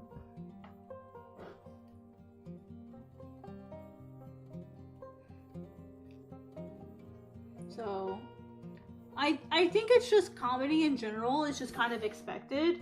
Because even in my super serious, like, mystery story that I'm making, like, Sasaki-san recommended that I add some comedy to lighten it up a little bit. And so I feel like comedy is just used as, like, a way to, like, make it, like, less serious all the time, to try to lighten the mood. I think it's just maybe a cultural thing that it's just used a lot. And I mean, like, I don't mind sexual stuff. Like, I have no problem with it. It's when it's overdone that it becomes an issue, right? Like, I'll give you a really good example. Inuyasha is a really good example. Like, Moroku being a pervert is not the core of the show. Are there pervert jokes? Yes. You know, like, when Inuyasha accidentally watches Kagome take a bath. You know, Moroku is constantly bugging Sango about having his children, but it's not done every single chapter. It's not done every single episode. It's done occasionally, or like during fill cycles, right? So like it's not like the core of the show. The core of the show is super serious, right? But it's done occasionally. You know, Ranma was kind of pushing it for me because there was a lot of like sexy sexual jokes. Saint Young Men is seinen. Yeah, and that's exactly what I think happened. Is I think I just outgrew shonen comedy. You know, I think I'm a different type of reader now, and I need different stuff. Like tastes can change as you get older. And I think I'm just at that part of my life where like my tastes are changing, and I need stuff that's a little bit more serious, or I need like I said earlier, like a very specific type of comedy. You know, I'm tired. I'm done with the silly, goofy shonen jokes. So, but I mean, I also will pull those same jokes in my own manga sometimes, right? Like there's a scene where Hokue walks in on Aros when he's taking a bath. You know, and I specifically pulled that from Ranma because I thought it was funny, right? Like, it's funny. It's awkward as fuck, right? Like, but it's not meant to be sexual. It's meant to just be awkward as heck, you know? So let me show you guys what I mean. And, like, there's nothing shown that's inappropriate. So, see, I think that's, oh yeah, sorry, I merged all my pilots together.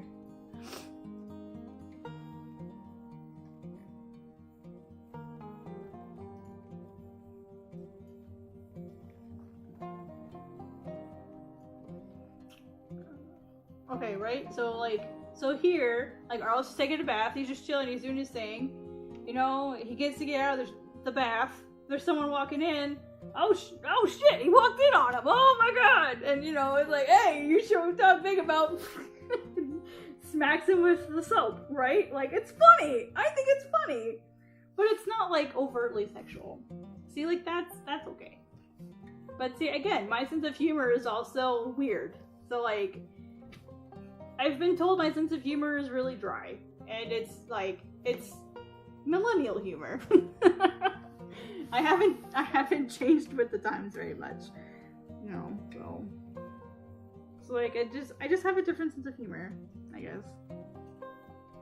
But I do think it's important to not be super serious all the time when it comes to like making your series. You can absolutely fatigue the frick out of your reader if you're too serious all the time, right? So it's a balance. You gotta have balance.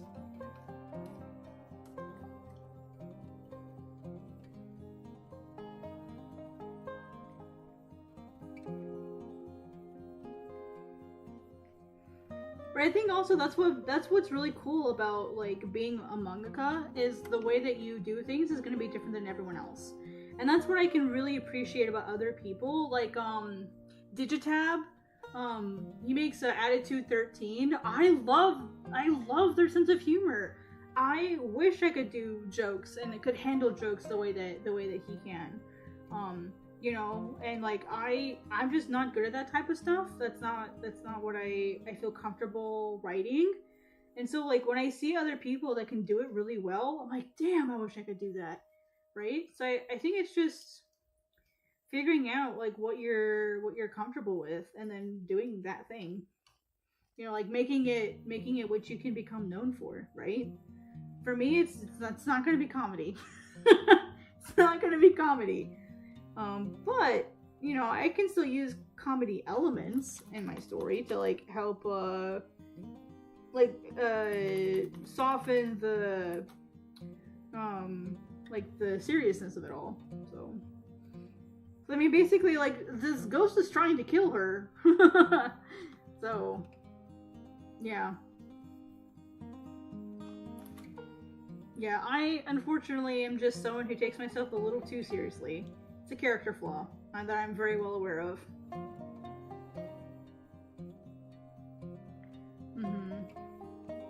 And see, here's the thing, like, I can be kind of silly. I'm silly on my streams, right? Like, I can be kind of silly. I mean, I can crash out too, but I can be kind of silly. You know, I tend to be a little less serious when I'm in my streams. You know, but like IRL, when I'm not in a stream or whatever, like, I tend to be just a very serious person, right? Like, you know, stuff is pretty black and white for me.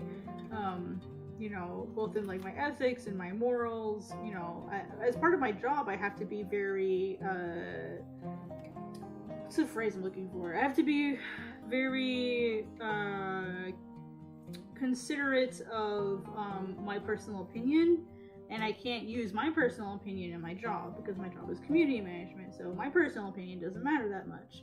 What matters is, you know, like what's best for the community, and that's what I have to do. Like, I'm there to do my job. I'm not there to have an opinion. You know, not to say that my opinion never matters. There's times where it does, and there's times where it doesn't. You know, just the nature of the work. So.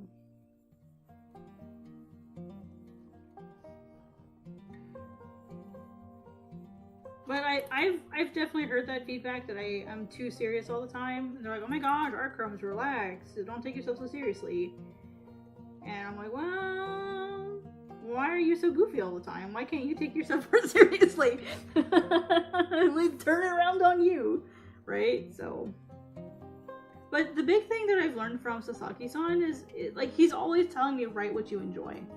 Like, and he actually, like, almost verbatim said that in my email with him last. Let me actually read it, because it was really nice advice. Let's see here.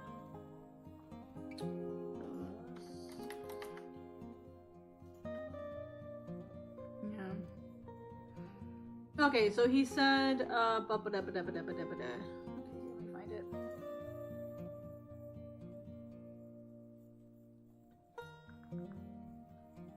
Okay, so I enjoyed reviewing your one-shot. I appreciate your attention to explore a new horizon.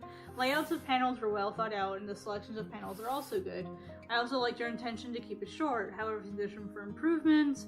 If your intention is to create a pure horror story, you should focus more on the mystery surrounding the ghost. The backstory of your character is unnecessary. You should have crafted this one as a pure mystery with the mystery-solving element at the core of the one-shot. Of course, it still needs to be driven by your character's personality, but not as a character with childhood trauma. Instead, portray your character as an ice-cold mental toughness and laser-sharp intelligence, capable of solving the mystery.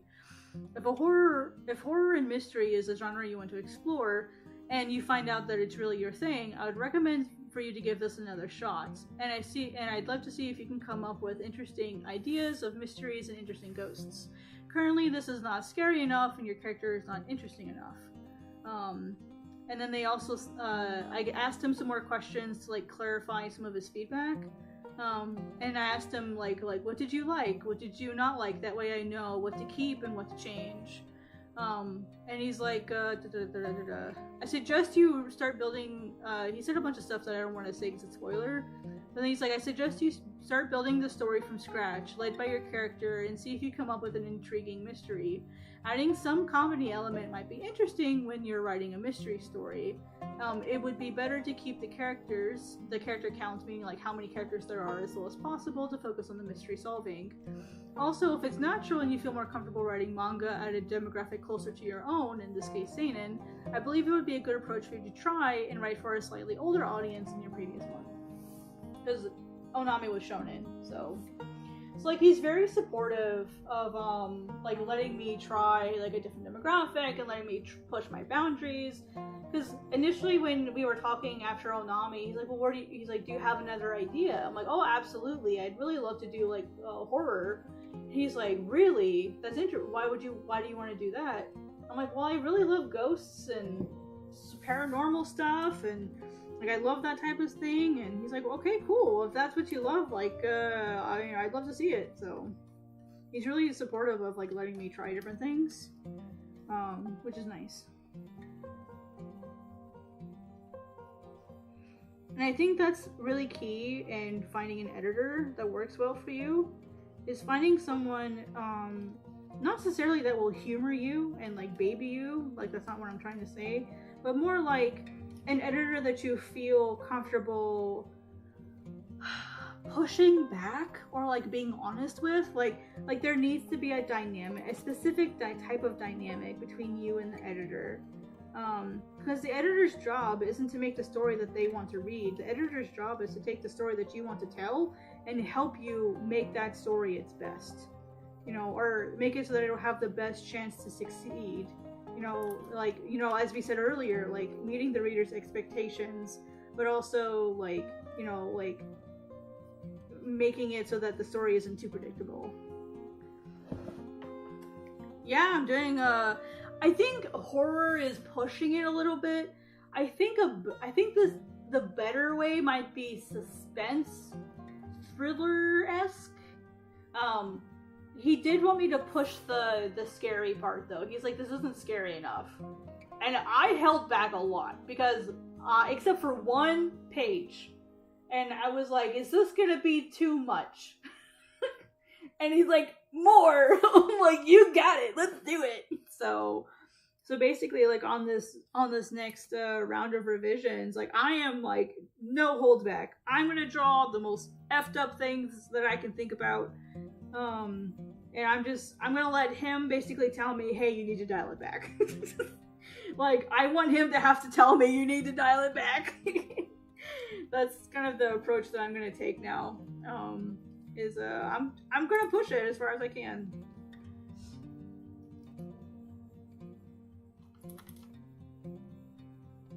I have like a nice column right here.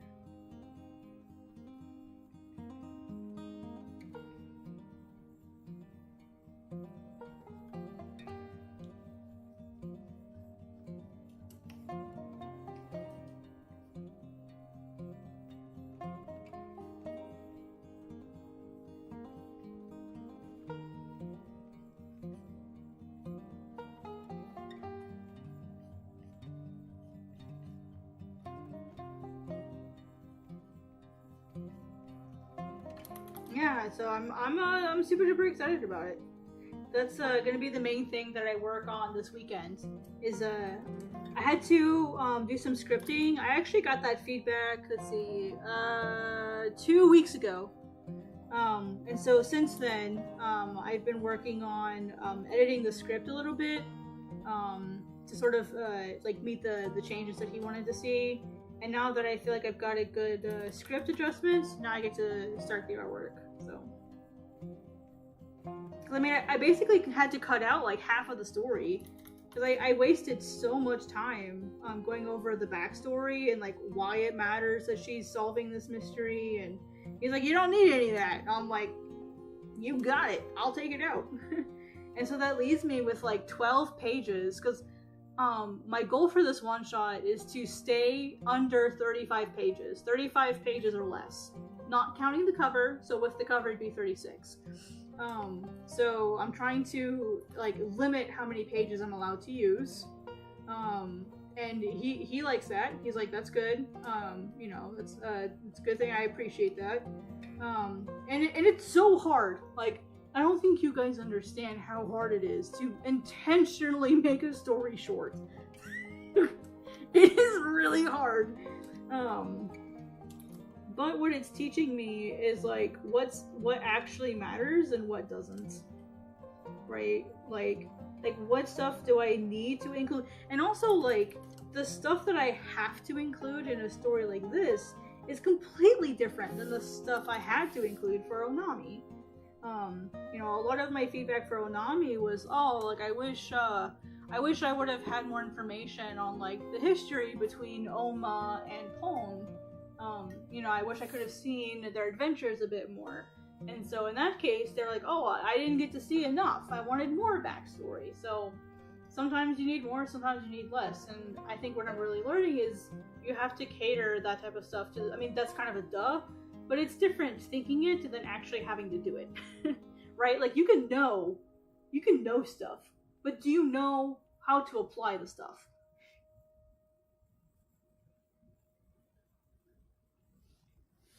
Like they're different things.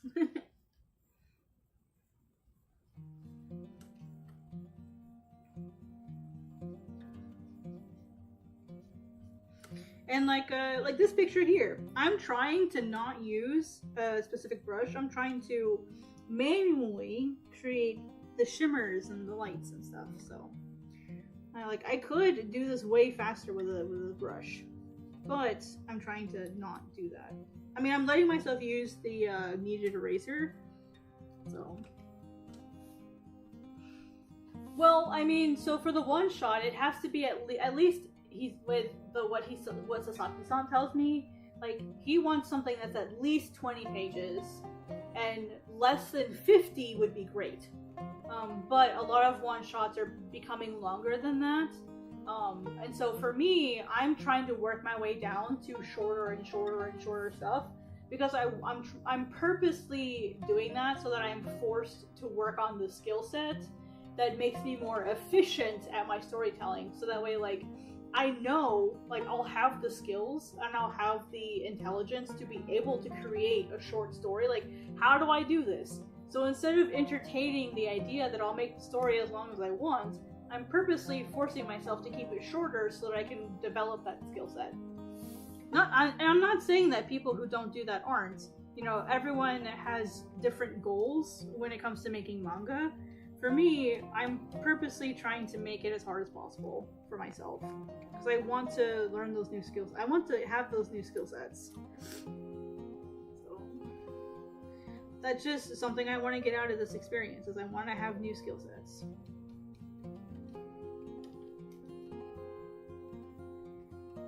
But that means that I'm like kind of handicapping myself a little bit. But should a one-shot have a definite ending, or can it be open? I think it can be both. The way that Sasaki-san has phrased it to me is you want it to be satisfying, but you want them to want more, right? So it's both. You want them to, like, you want it in such a way that they, like the reader, like the story itself can stand alone by itself. It's a good enough story to stand alone. But also sort of like, wow, I wish there was more. I want to know more about this character. I want to know more about this world. But it can stand alone by itself. It should not be a chapter 1. And that's one of the things that he says that he sees a lot of. And Kodansha said the same thing. When we had the Mochikami review, a lot of their feedback was, a lot of these felt like chapter 1s and they didn't feel like one-shots. And I think that's the thing that a lot of people will do, is they go, oh, well, you know, when I read, you know, serialized manga, Like it's very clearly like it's very clearly like a chapter one, you know. That's because the one shot is not what gets published. The one shot is the original concept, and the chapter one is built from the one shot, but it's edited a lot. Like Dragon Boy and Dragon Ball is a really good example. Like the one shot that is Dragon Boy was not published as is to become the first chapter of Dragon Ball. Like it was completely changed and edited. So if you can tell a good short story, you can tell a good long story. And part of the reason why they want you to have that skill set is you need to be able to have the skills to end a story, not just tell a story. Do you have the skills to end it as well? Right? Because here's the thing, if your story doesn't go as long as you want it to, you have to be able to end that story in a satisfying way. Right? Because you don't just get to go on forever.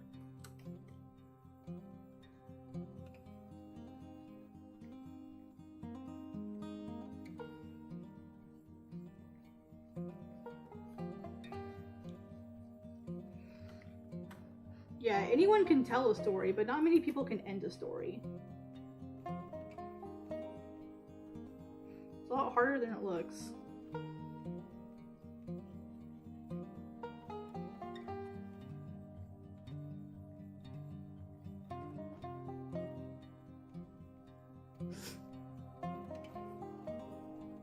But yeah, if yeah, they still failed that, yeah. Yeah, there's been a couple cases of that lately. A lot of people criticized My Hero Academia, so I'm gonna bring it up. But I liked the ending for it. I think it was fine. You know, I actually kind of liked it. I preferred the ending that he didn't get the suit and stuff. I actually preferred that ending because I felt like it felt very Deku.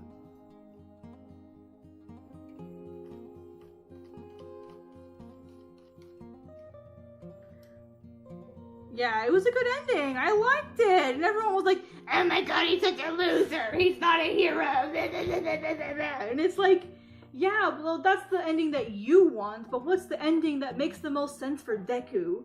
Who gives a F what you want as a reader? What makes the most sense for Deku? Exactly! Exactly! You get it! Being a teacher is so on brand for Deku. So on, like I could easily see Deku being that type of person. Exactly. You don't need, yeah. And all the shonen bros are like, oh my god, he's so lame, and he got cook shamed by Urara. Like, yeah, exactly. Yeah, it's like, dude, like, who gives a damn what you want? I mean, obviously, we have to care what the reader wants. But at the same time, like, that's not what makes the most sense for Deku. That completely defeats the point of his character arc. Like, it's like completely, like, you know what I mean? I liked it. I didn't really read a lot of JJK. I didn't really read a lot of JJK, to be honest, so I don't know a lot about the ending and, like, how good or bad it was. I'm not educated enough to make a decision on JJK. But from what I have heard, I'm not sure if I think a lot of people also hate on JJK because of the art style. It felt sloppy to them.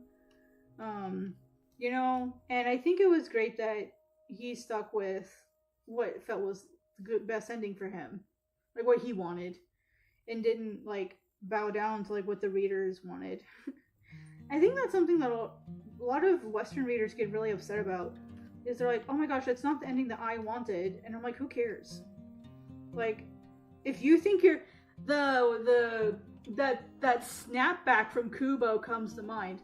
Oh, you think you can make a better manga? Okay, become a mangaka. We need you right now. Like, go be a mangaka if you think you can make better stories. like, go be a mangaka if you think you can make better stories.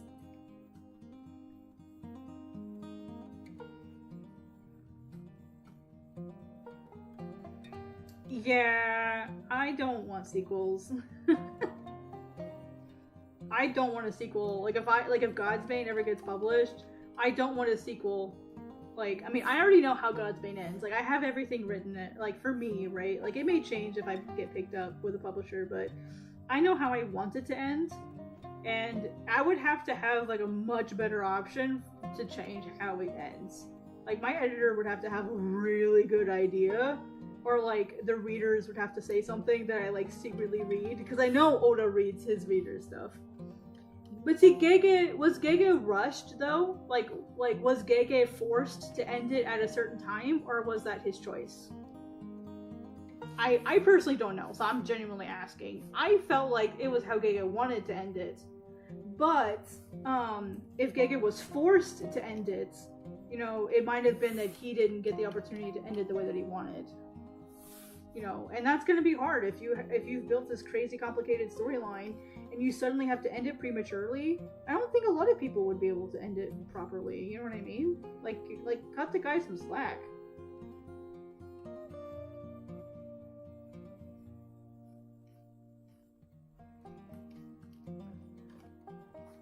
But see, my problem is with a lot of readers is their feedback isn't that, oh, like this is the ending I would have preferred. It's not the ending that I think makes more sense for the story. It's this is the ending that I wanted because of my personal feelings for the characters. Right?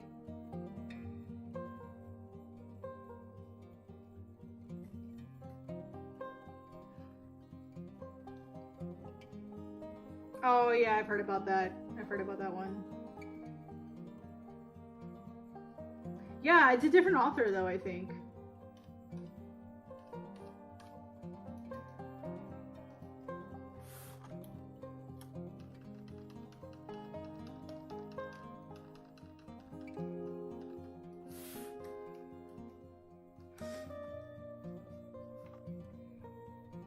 I don't know. I have opinions and I have hot takes, but I really don't really have a place to be talking about shonen because I don't read a lot of it anymore, so like really all I can really speak on is like what I've heard, so like please, like my opinion doesn't really matter a lot here, so yeah. That's kind of been one of the fears that I've had, honestly, about my stuff, is like I really worry about like what people would think about it because like I have a male lead and he's an adult. Like he's an actual adult. He's not like some child who has adult problems. And that's like my biggest criticism of shonen as to why I don't like it is a lot of shonen puts children in like adult situations, and I hate that. I want to see adults with adult problems and failing miserably at it. like that's what I want to see. That's why I love Saint Young Men so much. It's literally that. It's literally like adult men with adult problems. And it's so satisfying.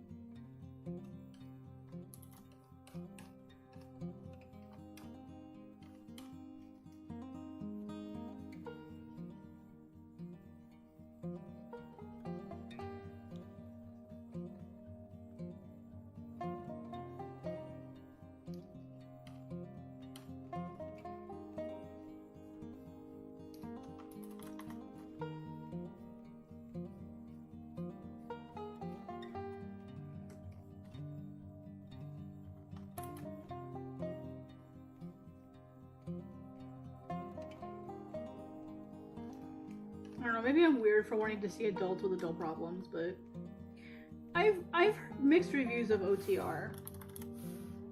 I'm not sure how I feel about that one. I haven't read it myself yet. I'm still trying to decide if I want to read it because I've heard mixed reviews.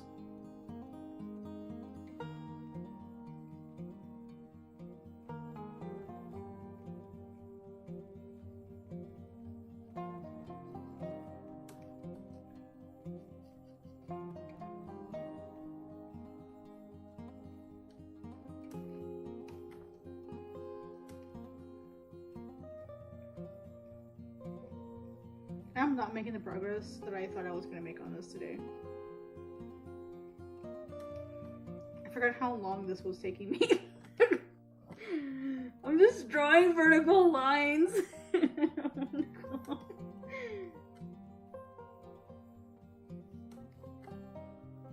We were making progress.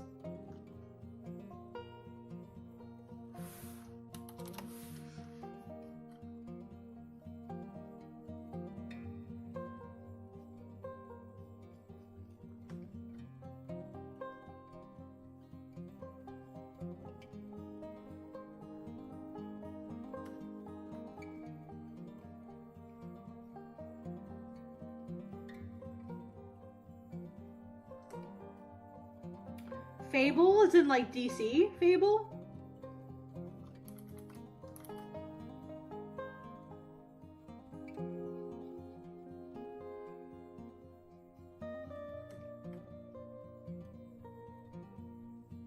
Or is it what is it, Willingham or Bill?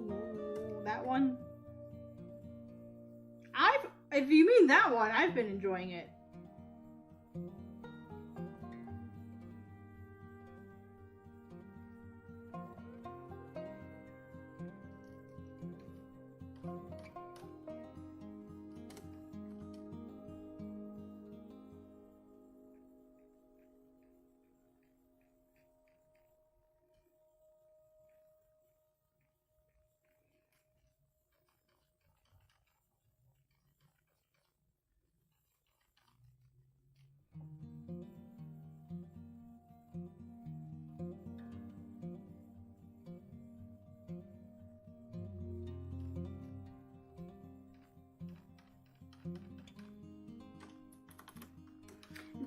I don't agree with you.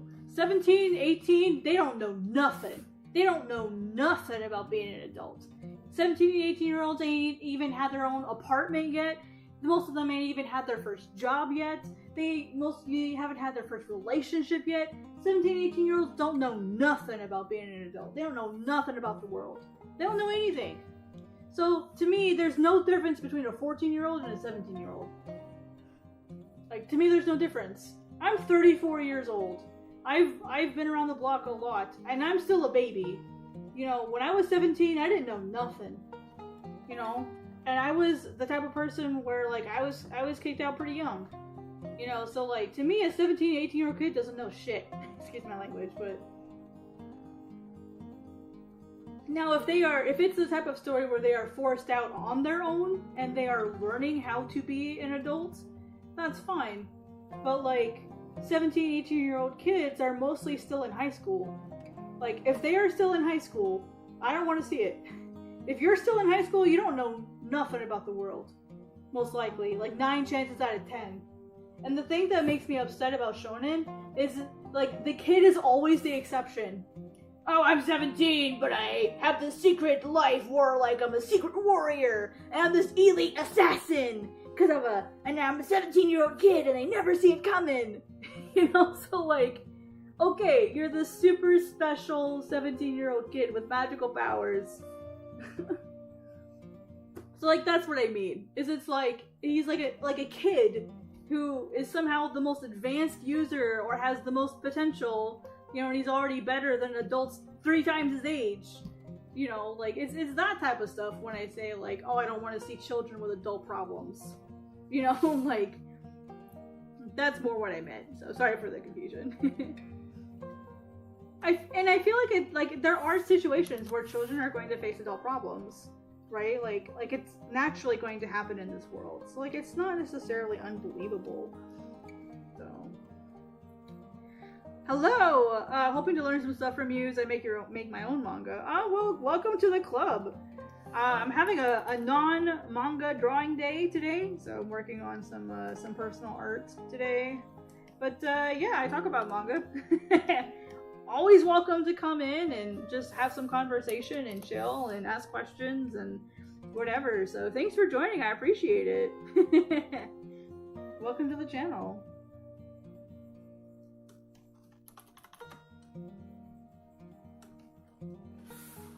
Hopefully someday I can have the title of serialized mangaka, so that would be cool someday. Maybe someday.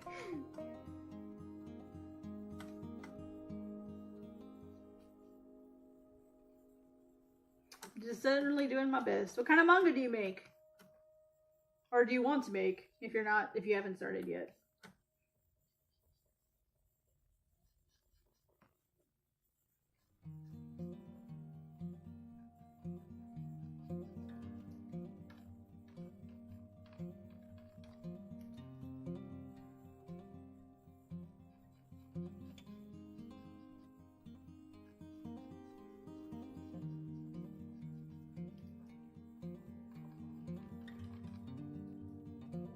No, it's about the protagonist, those who are left to...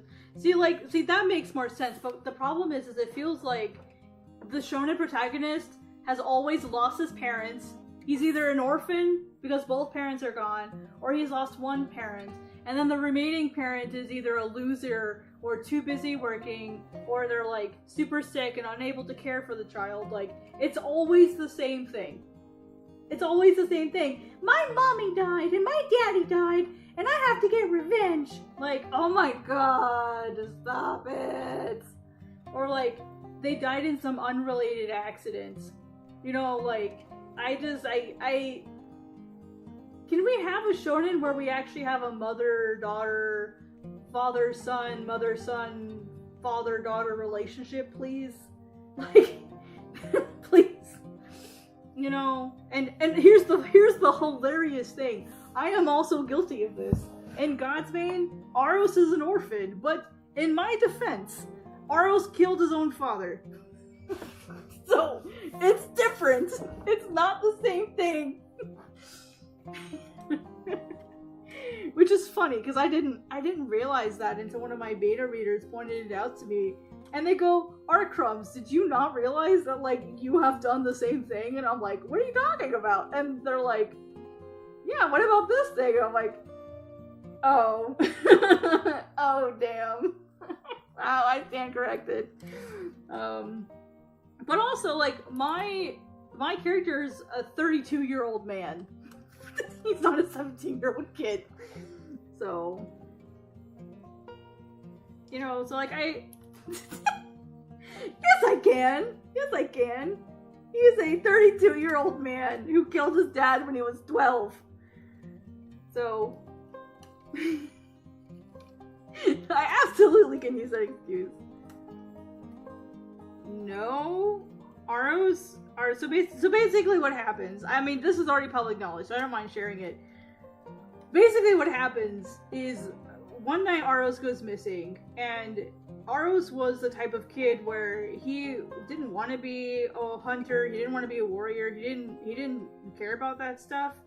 He was more inclined to herbalism and botanicals and gardening and tea, like that's just the type of stuff that he was into, which is the stuff like his mom's side of the family did, and he wanted to take on the family like agricultural stuff. And one day, Aros was out with his mom. They were doing some, like, gathering and stuff, and he got lost. Well, his father blamed his mother and said, you lost him, da-da-da-da, you know, like, this is your fault, you know, and it's made more complicated by the fact that Aros's parents were supposed to become the new elders of the village. So, but because she decided to, like, when Aros's mom got pregnant, she decided that, oh, I don't want to be a hunter anymore. Well, the elders of the village have to be a hunting pair. So, because she retired from hunting to raise a kid, they lost the eligibility for that. And Aros's father resents Aros for that. He basically sees Aros as, you ruined, like, my career. I hate you for it. And in this moment where Aros has gone missing, he's lost out in the woods, and so Aros's father is basically like you lost the son that ruined my life, so like you aren't even capable of that, so you've completely wasted my life, you've wasted your life, you've wasted this child's life, like, you know, like, so basically like Aros's father just is completely berating his mother and attacks her, and she doesn't make it. She doesn't make it out alive, basically. But she can fight back. She was a hunter too, right? So she almost fends him off, but she's not quite strong enough. And Aros is found a couple days later. He's alive, you know, but he's found. And when he gets home, he finds out what his dad did, and he basically unalives his dad. He's like, how dare you do this? Like, I hate you. Like, you're not my dad. Like, I don't like you. So yeah, that's what happens with Aros, you know. So like he was basically like a DV victim for most of his life as a child, and he just was tired of his dad, so he got rid of him. You know, his dad was still recovering from the fight with his mother. Like, she did a number on him too. And so he was, you know, in a state where he was weak enough that Aros could take care of himself as a child. So, and that's something that bothers Aros a lot as an adult. Like, he doesn't let anyone talk about his mom.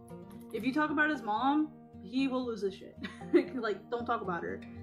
And part of that is this culture. Like, you're not, because this culture believes in reincarnation, you're not supposed to mention someone's name after they pass.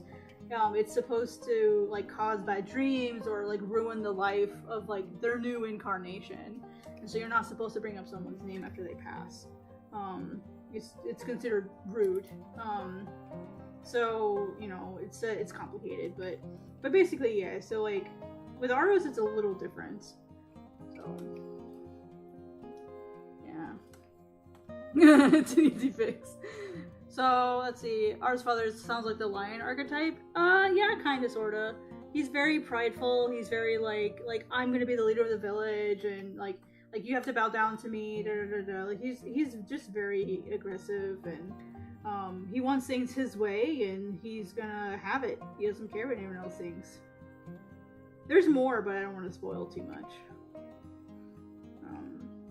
What do you think about the protagonist dying at the end of the story with no happy, jolly, good ending? I think that's fantastic! Has anyone watched Wolf's Rain? There you go. Spoiler alert. I think it's fantastic when you have that kind of ending. Not because I enjoy characters dying, but because it completely, like we were talking about earlier, it completely, like I have an expectation for a story, like, that they're not going to die at the end, right? But when that happens, there needs to be a good reason for it. I don't want to just see it happen. I want there to be a good reason that it happens. So I think if it makes sense for that to happen, then it should happen. I think there's a lot of times where characters are beloved too much by readers sometimes. Sorry, I'm just pouring another drink here. And I feel like it's easy as a writer to get attached to your characters, right? Like, it's easy to get attached to them and to have your own vision of them, like, cloud the judgment of what makes the most sense. What needs to happen in the story versus what you want to happen as a writer. And I feel like it's really important to be able to separate yourself from the characters. For example, Aros does a lot of terrible things. He is a terrible human being, right? He's terrible. He ends up, like, stealing the souls of hundreds of people. Literally hundreds of people. To revive a person who ends up causing, like, absolute chaos, right? So, like she doesn't want to be revived, and she gets revived anyway, against her wishes. That is a terrible thing for someone to do. Like, don't revive a person who doesn't want to be revived. I love how I'm speaking about it like it's actually possible, but in this world, like you shouldn't do that, right? And in order to do that thing, Aros steals the lives of 999 other people to bring back this one person who doesn't even want to be brought back in the first place. So, like, he does a terrible thing. He does a lot of terrible things. So, like, he's a bad person. In the end, he's a bad person. Do I try to redeem him? Not really. You know, like, I'm not purposely trying to redeem him, but Aros himself wants to be redeemed. And so I'm like, okay, well, Aros, what are we gonna do to basically the way that I look at it is I just report what happens. Okay? You know that little camera guy that follows people around in the Mario games? I'm the camera guy. That's me. That's what I do. I'm not there making the story. I'm just there recording the crazy shit that happens. That's my relationship to the story. I'm just there to record stuff. That's it. I don't interfere. National Geographic, you know how the people that, you know, take photos and videos and documentaries of animals are not allowed to interfere? That's me. I'm not allowed to interfere. I'm not allowed to give my personal opinion. You know, I'm just there to report on it. That's all I'm there for. And I think that's I think that's something that a writer has to decide if that's what they want to do, or if they want to have a more hands-on approach with the story. You know, and I don't think it's good or bad either way. I think it just depends on what the writer wants. Like, what type of story do you want to tell? And does it make sense to tell it that way? Right? You know? That's how I see it. Yeah, that's how I see it. I'm just a journalist. I'm just recording what happens. My characters operate completely independently of me. I see my characters as unique individual people that I have zero control over.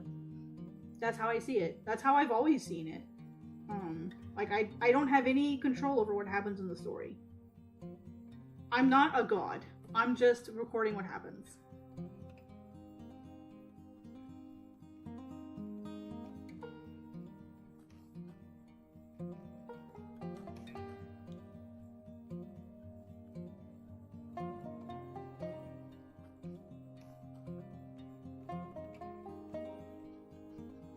Because here's the reason why I like to do that, if y'all are curious. The reason why is it allows me to not have my own bias put into the story.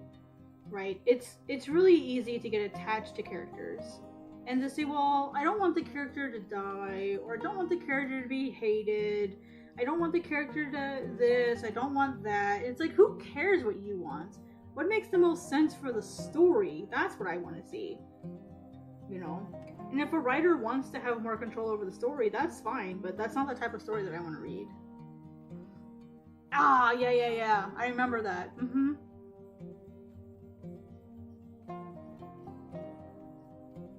Yeah, and see, that's the thing. If my editor has a good reason for me to do something else, I'm happy to listen to that. I trust my editor. There's a, you know, unless there's a big reason for me to push back, like, I'm gonna trust what the editor says most of the time, I feel like. You know, unless I have a really good reason for pushing back on something, you know. So I feel like there's definitely times where you want to do those things, but I think, like I said, it just depends on what type of storyteller you want to be. I want to be as, like, unbiased as possible, you know. Well, as, you know, Monitor just pointed out, there may be times where that works. So that's a really good example where, like, I might be wrong. So as far as, like, wrong for, like, choosing the way that I want to tell a story. You wanted Goku to stay dead after the Cell games, but Gohan wasn't as popular. Yeah.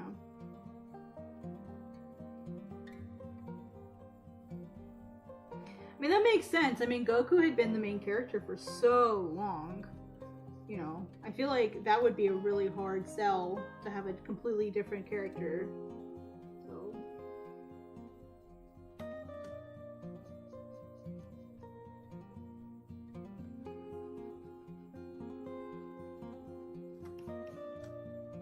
I keep telling myself I'm going to be done with this upper corner, and then I keep working on it.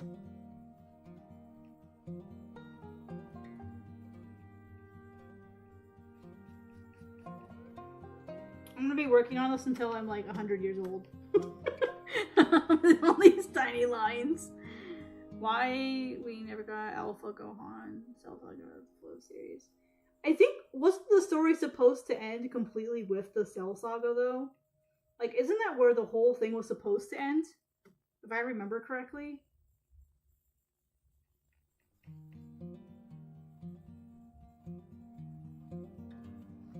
I thought the Cell Saga was supposed to be the last saga. That's not kind of how they should do. The author wanted to end it after the battle with L, but the series was still popular, so they made Near and Mellow. That makes sense. Yeah, they also did that with Yu Yu Hakusho. Hiei and Kurama were, I believe, were supposed to be like one-time villains, but they were so popular that they kept them around.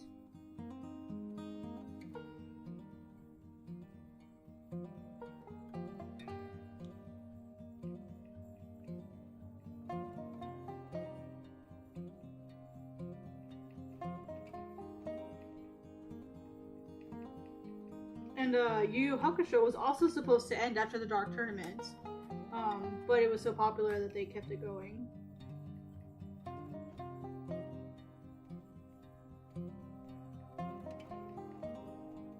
Which, I mean, I partially blame the editors that made that decision for the poor health that Togashi has.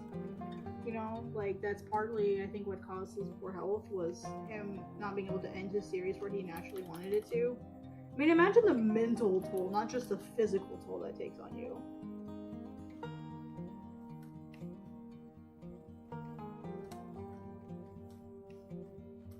See, why am I doing this? Look at how big this picture is, and I am noodling in this upper corner up here. Oh, have mercy. Have mercy on my soul.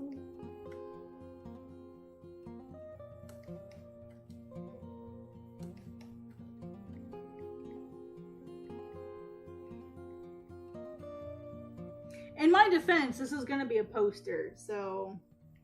In my defense. It's gonna be a 22 by 30... Wait, 22 by 28 poster. I'm gonna make it fit differently, because it'll have like a nice pretty border around it and stuff, but... I'm gonna make it into a poster. And then prints, so... I'm making it really big. What she did.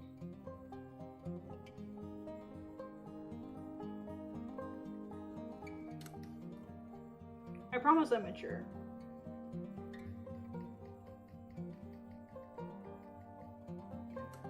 I think it was supposed to end at the Namek song. Oh, really? I thought it was supposed to end. Let's see.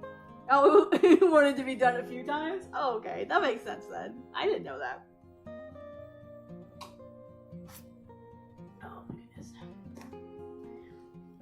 I was so sad that I broke my favorite cup, but it is now fixed. I basically just used super glue because the area I needed to fix wasn't like along the rim, like it was just the handle. But the problem is now I can't heat it in the microwave because of the glue that I used. So now if I want to drink out of that cup, I have to use my Keurig. So yeah, the Cell Games was meant to be. They just kept it going. It's one of those things where it's like gonna turn into a One Piece situation where it just goes and goes and goes and goes and goes. It's like, god damn.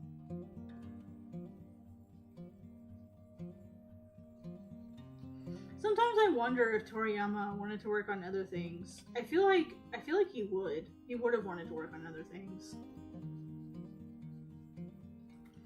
I've never asked Sasaki-san about that, and part of me feels like it's disrespectful to ask, but I do wonder that sometimes.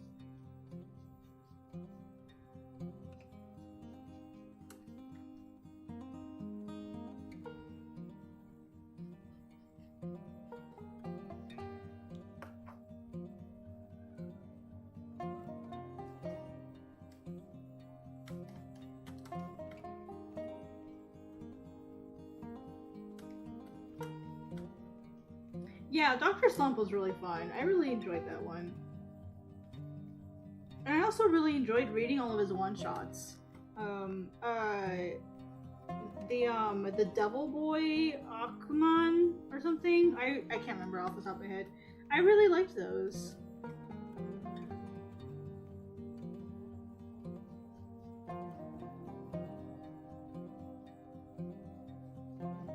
Like the Devil Boy stuff I really liked. And what's crazy is that was his very first serialization. That's the crazy part. You know, and it was like so good. I think it's not as popular because I mean it's as far as like at least in the States, because it's a young girl. I think that's why it's not as popular. It's a young girl, you know, who has friends and it's great and da da da da. So I think that's part of maybe why it's not as popular. But I remember when it came out, not when it came out in the States, but I remember when the Shonen Jump magazine was out in the United States, and the Dr. Slump was a weekly, or was in that one every month. Because for us, when Shonen Jump was being published in the United States, it was monthly. So Sandland, yeah. Oh, bye, Janesh. Thank you for coming. I appreciate it. Thank you. Hope to see you again. I'm definitely going to try to stream some more, so I appreciate it. Good luck with your manga making.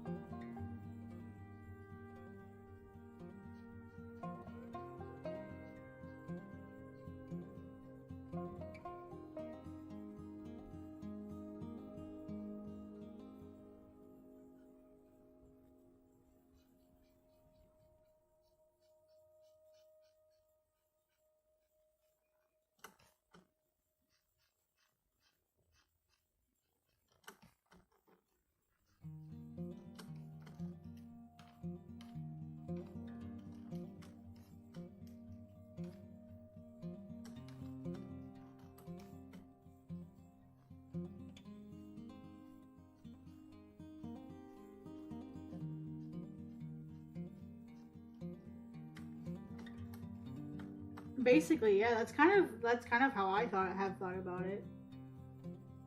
That was like the vibe that I got.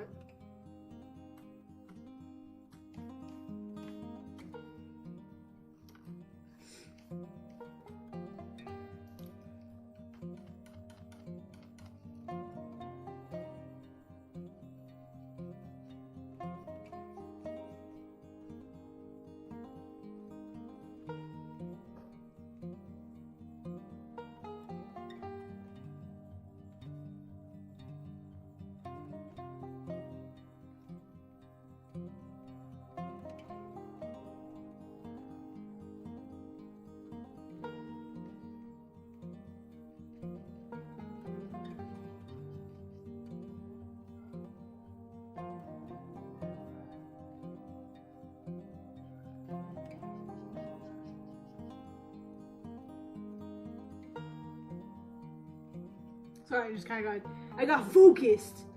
I was focused there for a minute.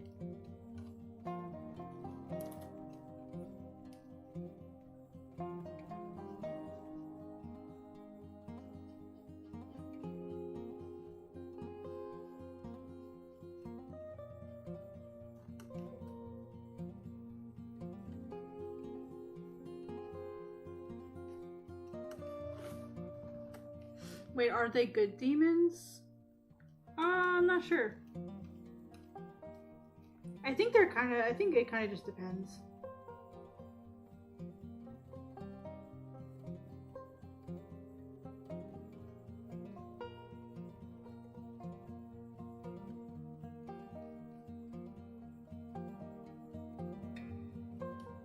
I think that was that whole like debacle about like Freeman being racist was so fascinating to me, honestly.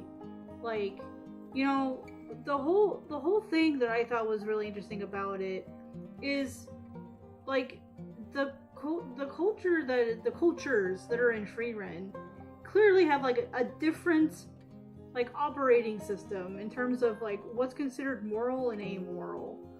And I found it so interesting that everyone was trying to apply their own morals to Freeman. So, you know, like that their world is not ours. You know, and that's the like putting my personal feelings aside thing that I talk about. It's just like I don't care what my personal feelings are. Like what's the how does this particular culture work? How does this stuff work? Right or wrong, it doesn't matter, because that world's like moral compass is going to be different than our own.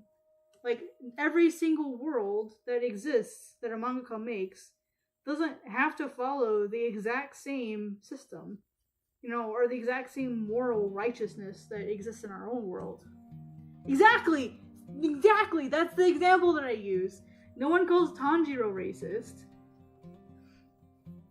And like, here's the thing with Tanjiro also. He will kill a demon without pain if he thinks they're like good. So like he still believes that most demons are bad, right? But like he will still be kind to them if he thinks it's worth it. Well, Yu Yu Hakusho trusts demons. Kurama Hiei is a demon. Hiei is absolutely a demon. Hiei would kill you for a Klondike bar if he wanted one. Like, that's just the type of guy I feel like he is. But I feel like what's interesting with Hiei is, like, over the course of the story, you see him, like, I don't want to say, like, understand humans, but, like, you see him kind of go from, oh, I hate everyone and I hate everything and, like, screw you, to, like, okay, you're tolerable. Like, he still evolves. He still has a personality. He still has needs and wants and dreams and goals. Like, he still has those things. And we get to see him change over the course of the story. Same thing with, like, Kurama. You know, so, like, we see him sort of wrestling with the idea that, you know, he was, you know, this, you know, infamous demon in his past life, you know, and now he's a human. And, you know, whatever, you know, he loves his mom, you know, but at first he hated her, and, you know, he was really snooty and kind of a troublemaker when he was a kid, you know, so, like, he evolves too. So, but it's the framing. That's what I meant by the culture. Like, the culture of Yu Yu Hakusho is that yokai, demons, can be good or bad. You know, like, look at just Japanese culture in general. A kitsune can be a bad one or a good one. There's a whole lot of different types of kitsune. Same thing with, like, oni. Not all oni are bad. You know. So, like, I feel like that's the difference, though. In Frieren, they are portrayed as all bad. Now, are they necessarily all bad? I don't know. But the culture is framing it as they are all bad. Even though we see that there are some that are good. But does that mean that every single demon, like, is Frieren racist for assuming all demons are bad? No. Because they were the exception rather than the rule. And even then, it still proved to be, like, a misjudgment on Himmel's part, right? That cost people's lives. Because he wanted to see the good in that particular demon. You know? Or, I mean, Frieren, sorry. So, like, I think it's a case-by-case scenario. You have to take each series individually. You can't just make a universal assessment that every series is going to be good or bad or whatever. Like, this character is bad for thinking all demons are bad, and this character is good for, you know, thinking not everyone is bad. It just depends on the series. Like, critical thinking. Literacy, media literacy is dead.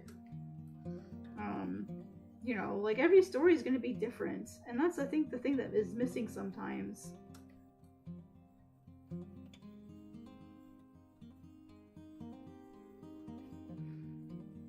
I think that's the thing I really love. That's the thing I really love about Saint Young Men, though, as, like, an example, is in Saint Young Men, like, the Buddha is real. Jesus is real. All of the gods are real. Everything is real. Everything is, all of the different types of gods and, like, spiritual gurus and, you know, spiritual leaders, like, everything is real.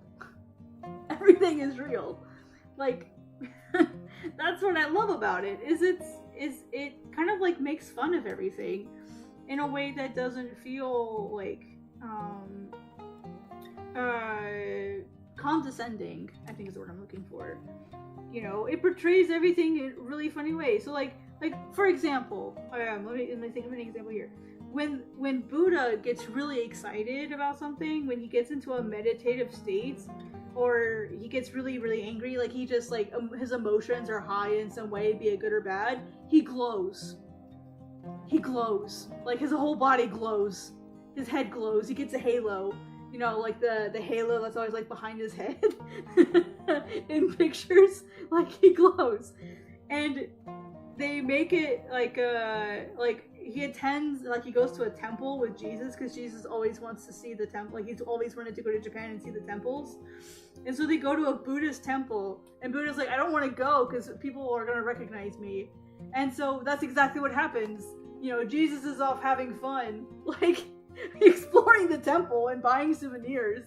And Buddha's like being harassed by people who are like, oh, you look just like the Buddha. I want to take all these photos of you.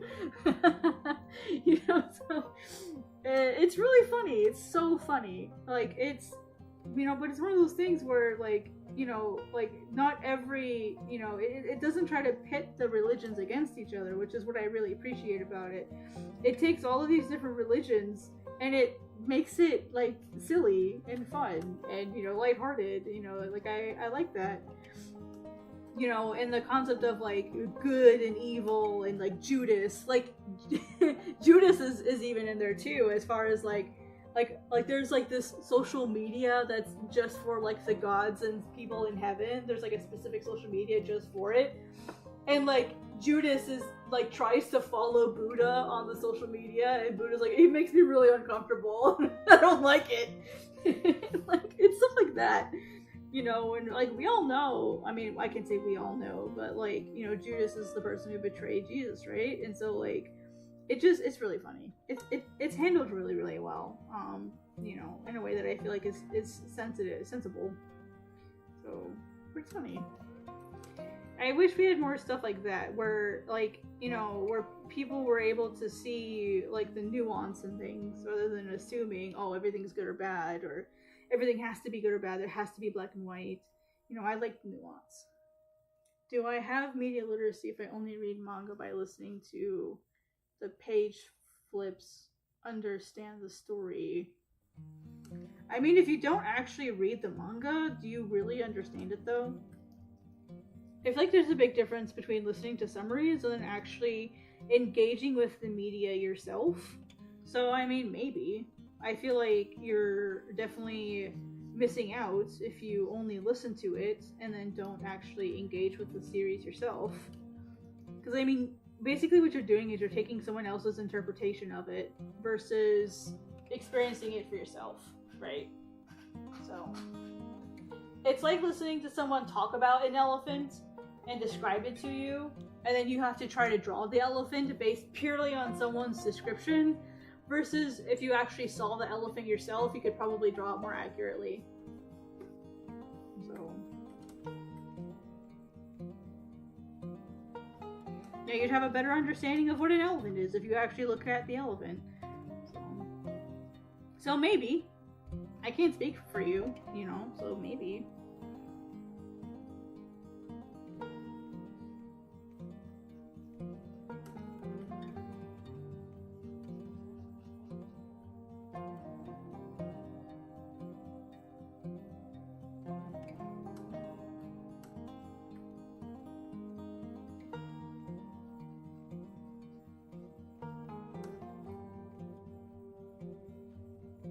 Look at me making progress, slowly working my way down the screen.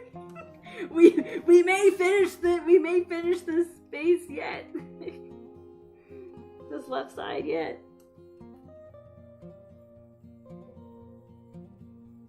Can you imagine, like, 3 streams of me just doing this? Can you guys imagine that? Oh my gosh.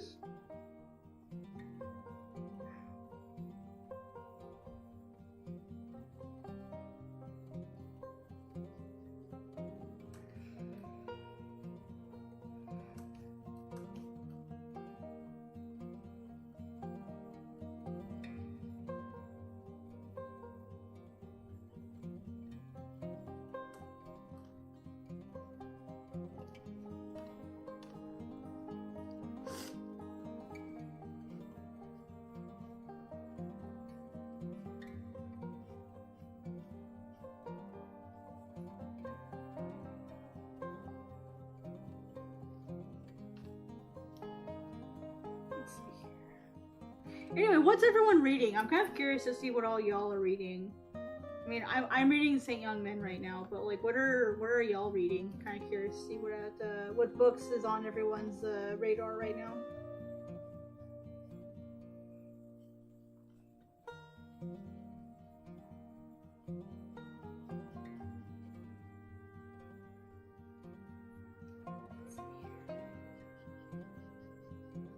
I wish I had like a line counter so that I would know how many brush strokes I had. Doing all the Aurora, that'd be kind of cool.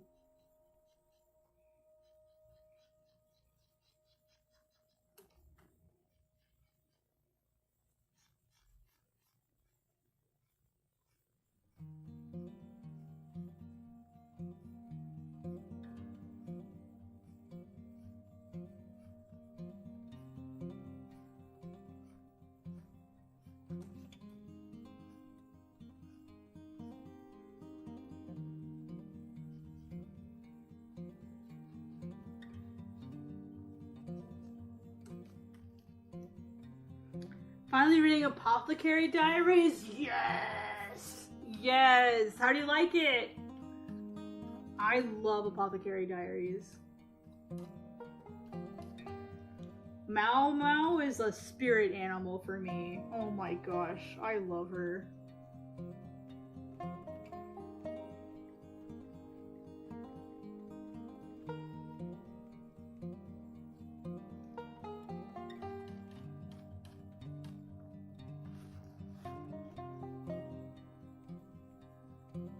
I feel like the anime does a pretty good job. And I don't say that about a lot of series. Ouch. Uh-oh. Oh shit. I just knocked my computer plug out. Give me one sec, guys. I gotta fix that.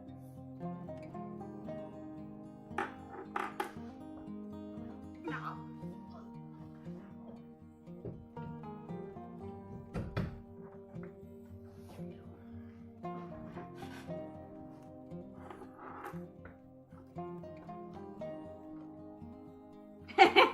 She is a freak. Yes, he is.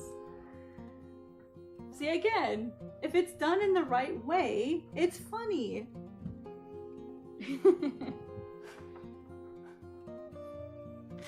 Okay, Fable. That's why you were asking about Fable. Yeah.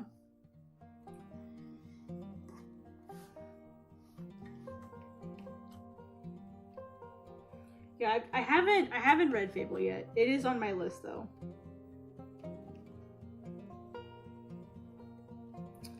I just finished Tokyo these days, this week. So, and that was a really good one. I really liked it.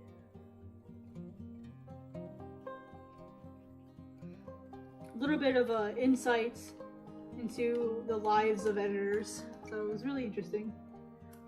I like the anime. Yeah, okay, so yeah, so you know, okay, so you already know a lot about what's happening as you read it, so. Yeah, the manga did really good. I really liked the manga. I read most of the manga first, as far as like getting up to date, and then I watched the anime up to date. So I feel like it's a pretty good interpretation. And I don't like a lot of anime. I don't watch a lot of anime, but that's an anime that I've been enjoying. Yes, right? Like, they are such a masterful writer.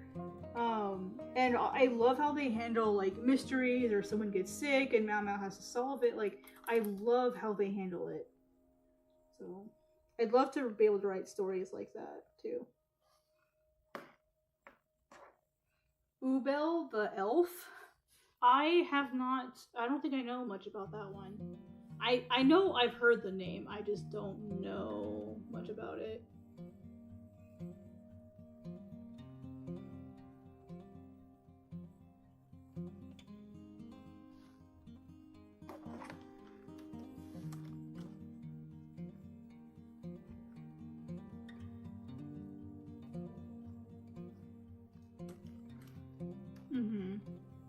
Yeah, like the side cast, they actually feel like people. Like, they don't feel like just random side characters with like zero depth. Like, they actually feel like people.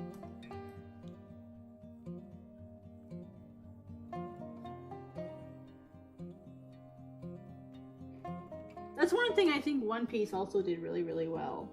For all my criticism of One Piece, I feel like that's one thing that Oda is exceptionally good at. Is creating characters that like actually feel like actual people, and then being able to like bring them up later, make them relevant later, plot points later. Like, for all my criticism of One Piece, I feel like he's really good at that.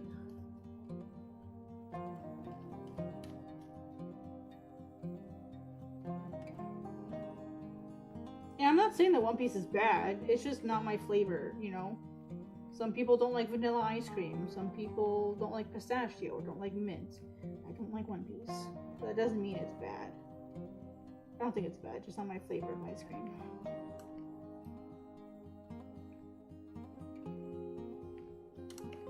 And I'm sure that comment will come back to haunt me someday. It always does. Don't tell you didn't like this, and blah, blah, blah, blah. And it's like, well, I mean, you don't like X. You're a terrible person. Like, a lot of the times when I tell people that I didn't enjoy One Piece, they get so offended.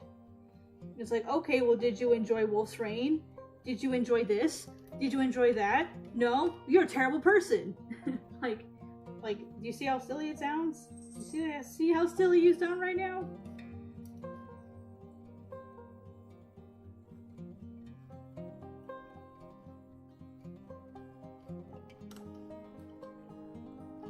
I wasn't that big a fan of JoJo's either, mainly because I had a hard time looking at the artwork.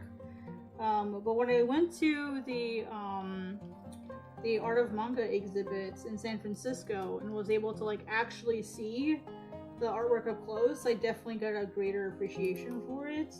And so I do want to start reading it. It is on my list. I am going to give JoJo's a second chance. But I think the story sounds interesting. I had a hard time with the artwork. So I'm gonna give it another chance. At least you didn't say it in a video. I still get hate comments.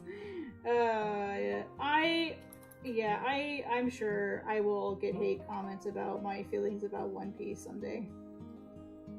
I don't really give a shit though. Like, okay, man, like people have stuff they like, people have stuff they don't like, get over it. If you are triggered like by the fact that I don't like One Piece, that is entirely your problem.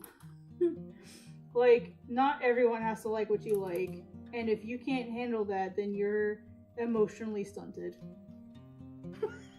Like, I got nothing else to say about that. I don't expect people to like me. I don't expect everyone to like God's Bane. I think there are going to be people that hate God's Bane, that really hate it.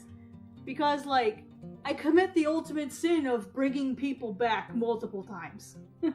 Because death is not permanent in God's Bane. That's kind of the whole freaking point. Aros is literally reviving somebody. So, like, by that fact alone, readers should know or understand or expect the fact that not everyone is going to stay dead. Now, what I'm trying to do is make it interesting who comes back. Like, I want that part to be interesting, you know, but like, if people get mad that I kill people off and bring people back, I'm like, well, what did you expect from a story about a guy trying to revive somebody? What did you expect? Get out of here.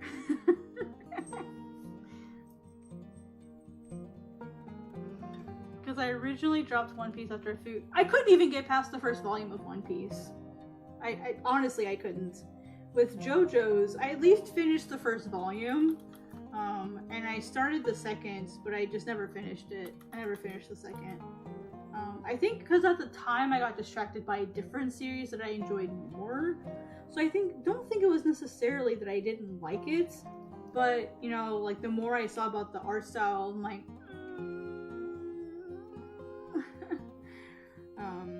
But like I said, I got to appreciate it in person, and I actually got to meet Araki Sensei himself, and he does have an aura. Like, you can tell. He does, like, I didn't even know who he was, and as soon as I saw him, I went, dude, that dude, he's somebody. I can tell just by the way he carries himself. You know, so like, and I didn't even know who that was when I first saw him. You know.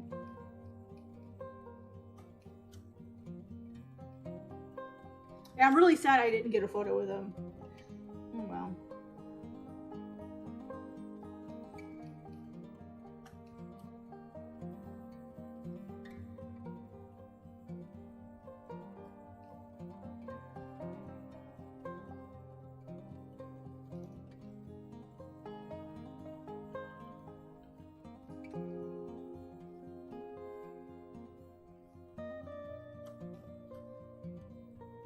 Oh, I see. Yeah, a lot of my friends really liked that one, that particular arc, so.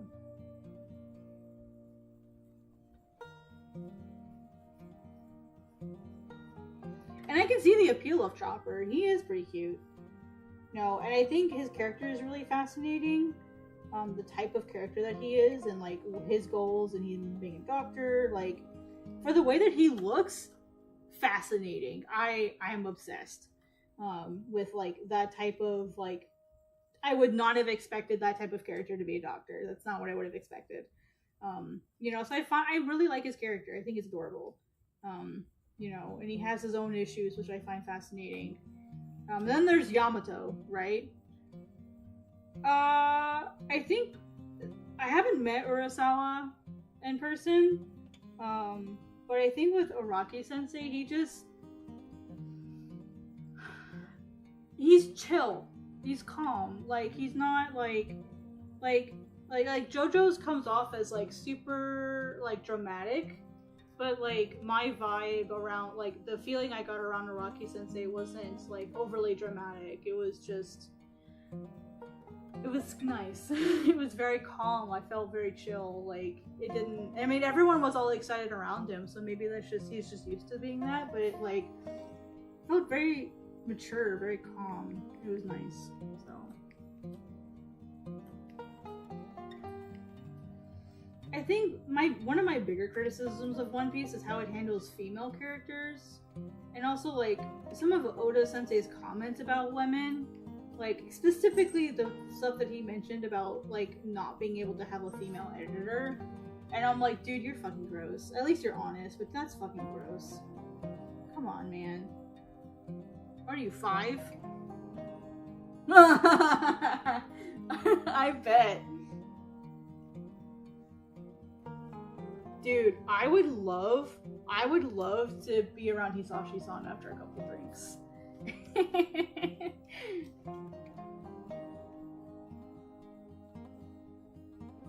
I would kill to have a Nomi Kai with like some of these mangaka.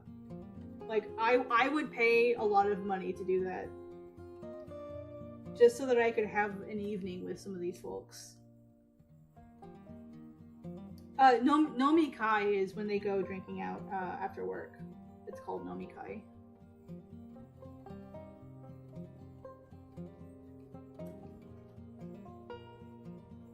And what was really cool is after the ceremony, there was food and drink upstairs. So basically that's what it was. It was sort of like a Nomi Kai at like a museum, basically. And so that was really fun to, you know, get to meet some of these big creators and, you know, these big people and, you know, just be chill with them and stuff. You know, it was really neat. So I think Araki Sensei and Yamazaki Sensei, they left pretty early. You know, which is kind of fair. I imagine at something like that, like they would just be like hounded, right? So.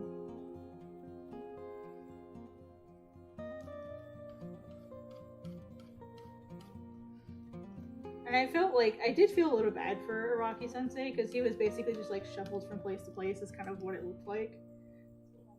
And I'm sure I've told the story before, but I did not expect like Sasaki-san to be there. I mean, it makes perfect sense that he would be there, like in hindsight, but I was not expecting him to be there. And I was not expecting to end up right next to him either. I was trying to get a good spot to take a photo of Araki Sensei and Yamazaki Sensei as they were cutting the ribbon to officially open the exhibit. And so I went to put my hands up to take a photo, and this guy who's like way taller than me like puts his hands up to take a photo, and I'm like, who is this MFer? Like, I'm trying to take a photo, and I look to my left and it's Sasaki-san, and I was like, oh my god. You are literally right next to me. And I was like, Hisashi-san. He's like, Kat-san. It was really funny because I don't think either of us expected each other to be there.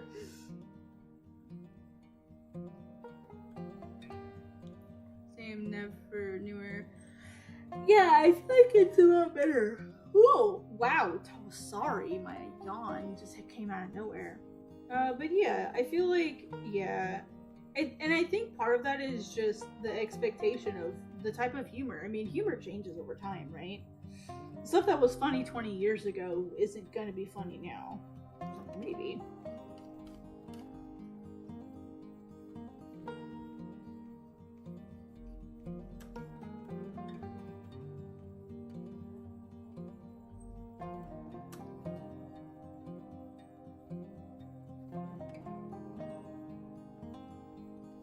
You guys tired of seeing me draw vertical lines yet?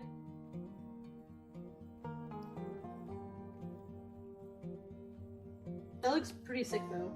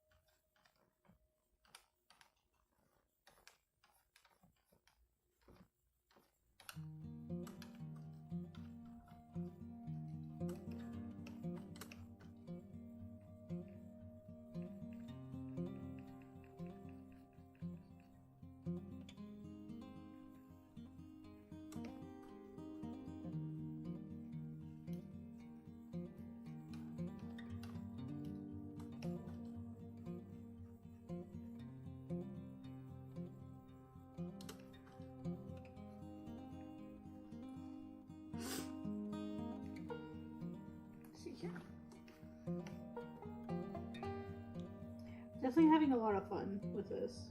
I mean, it's definitely outside what I usually draw because it's so tedious. My goodness.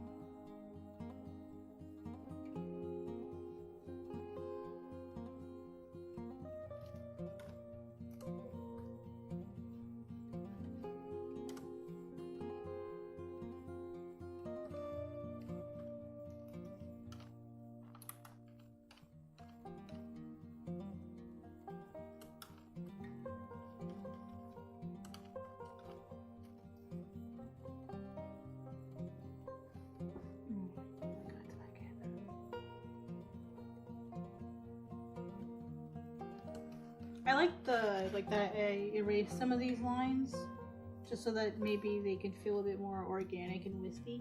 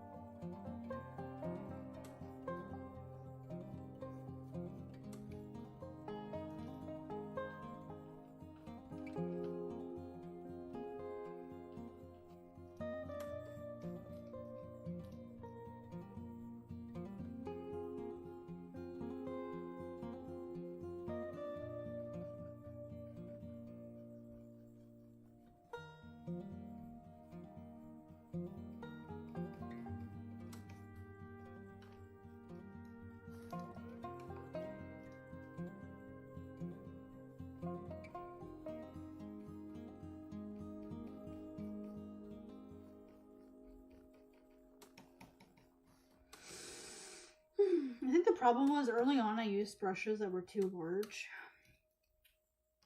Maybe that was part of the issue.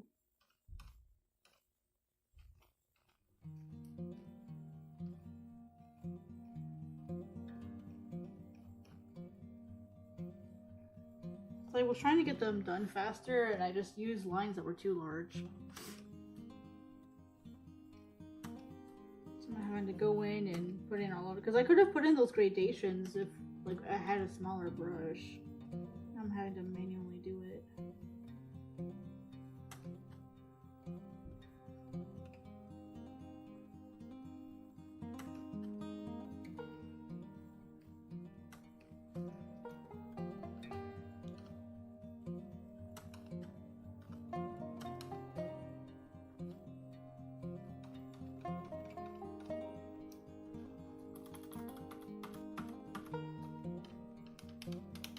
I forgot to mention this part of Saint Young Men that's really funny.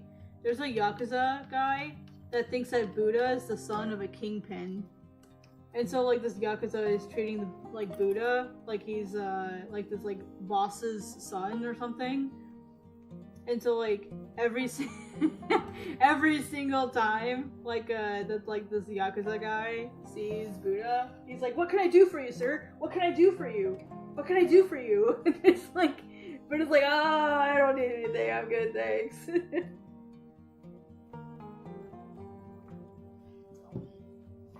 It's really funny. He's like, "I'm good."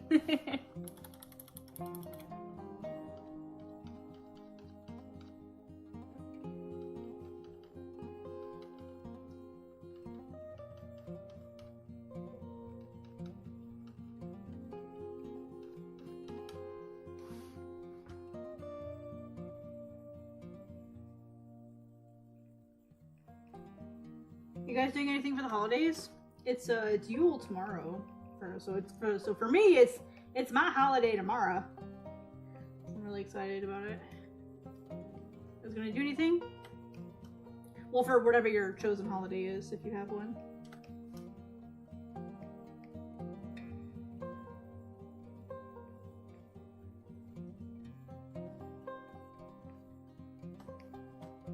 I'll probably just keep working on this tomorrow, honestly. I'll probably just do like a nice long Yule stream tomorrow.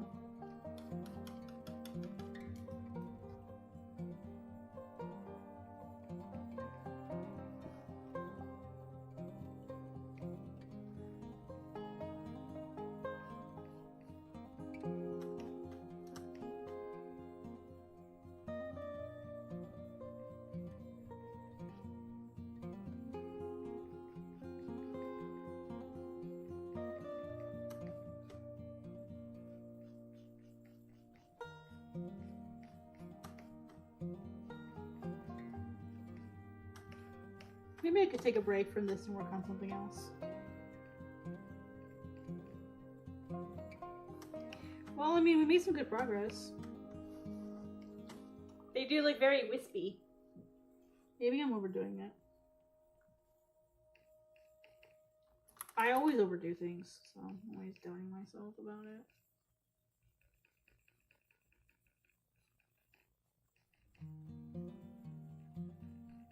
I don't want them too full of holes.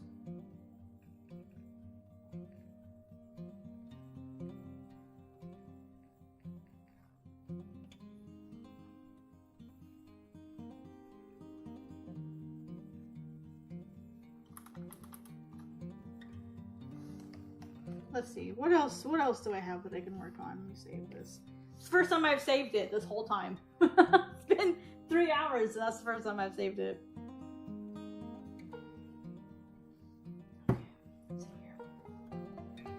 Alright, what else do I got in here? I got some roses with eyeballs in the middle and an eclipse in the background. I've got another sort of like diamond looking one with a lake. A diamond with some birds and a waterfall. Can you tell I like drawing nature? I got a snick.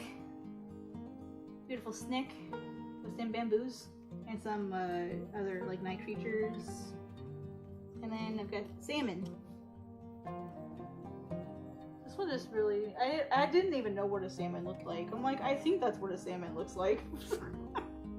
I'm gonna work on this one a little.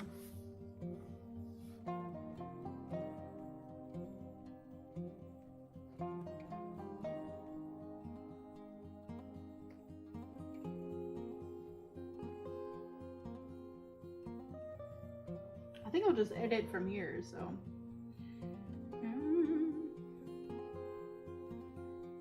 Oops. So with this one, I'm going to get rid of the moon in the background.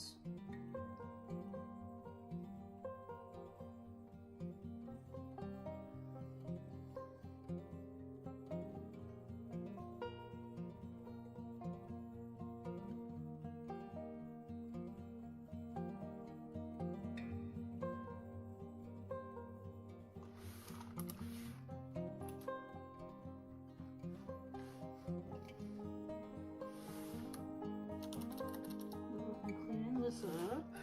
Actually, I'm gonna need a hard eraser now.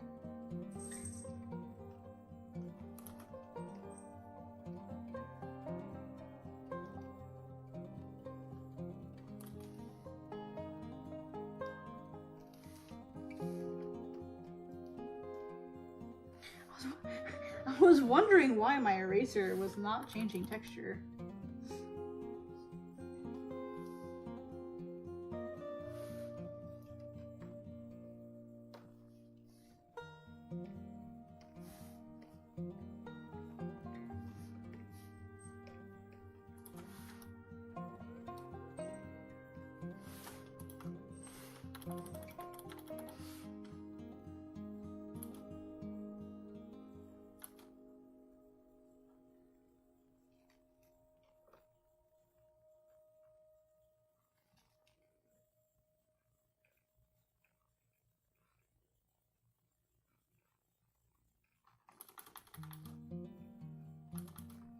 Trying not to zoom in too much this time, because clearly I have a problem with zooming in. My art teacher at school would have called that noodling. So you noodle too much.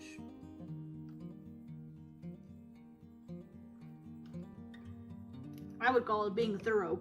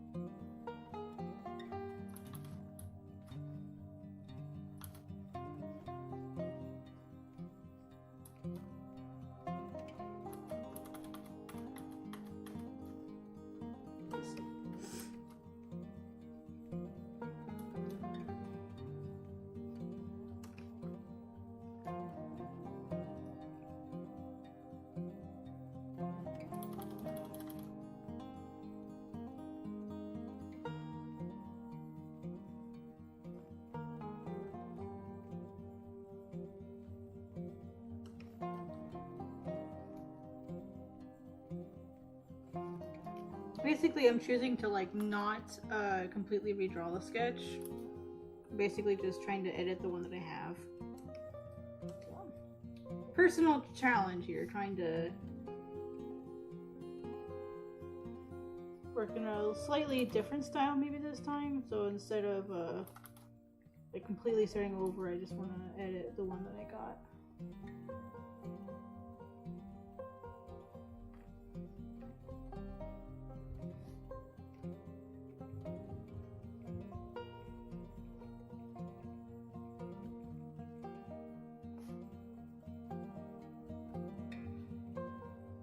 Way harder than it looks.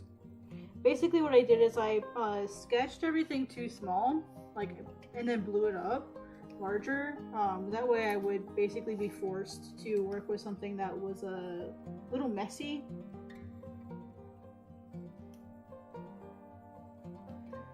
I'm trying to like keep the spirit of the original drawing while like cleaning it up and making it better.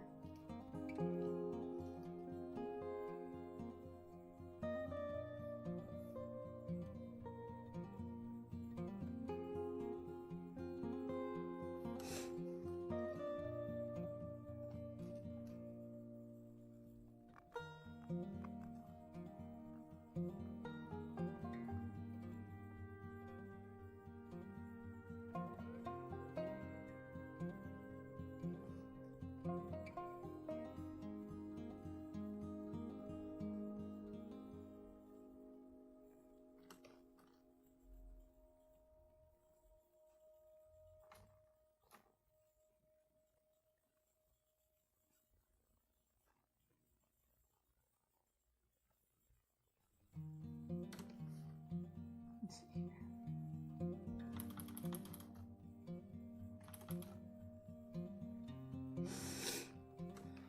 Might head off to bed soon so that I can be up and draw tomorrow. Maybe draw this one. I have a better idea. Try something.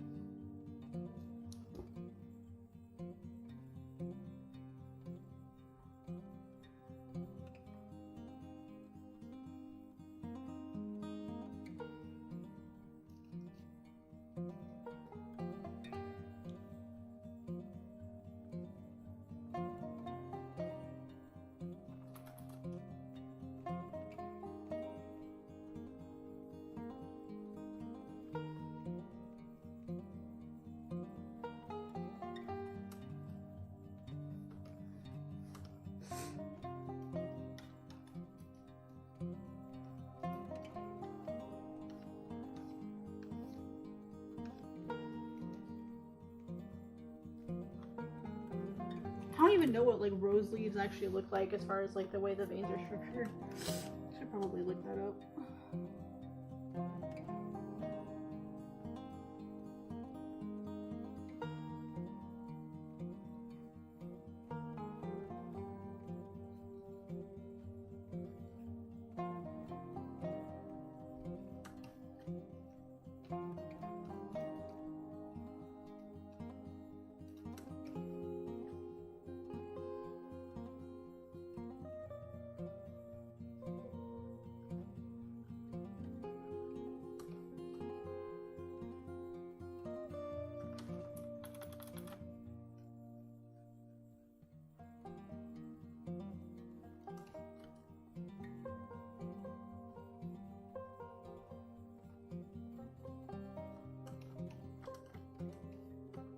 I think I need to actually like put in like a radial ruler for this one, but I'm having trouble getting that.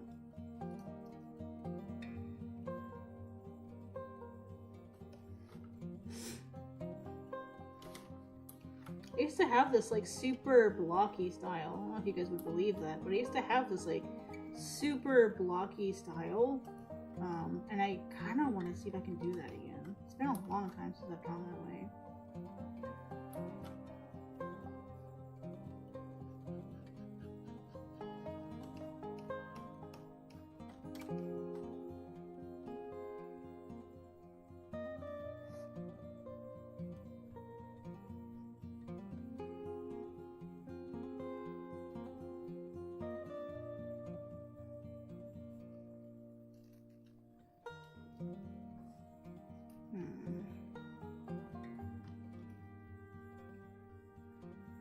Oopsies.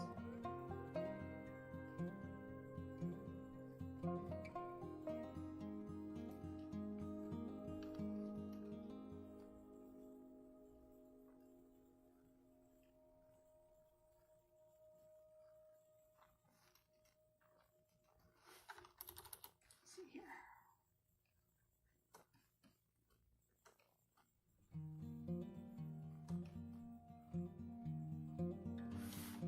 Alright, I will probably get ready to head off. It's getting kind of late here. It's after midnight. I'm gonna finish just a little bit more.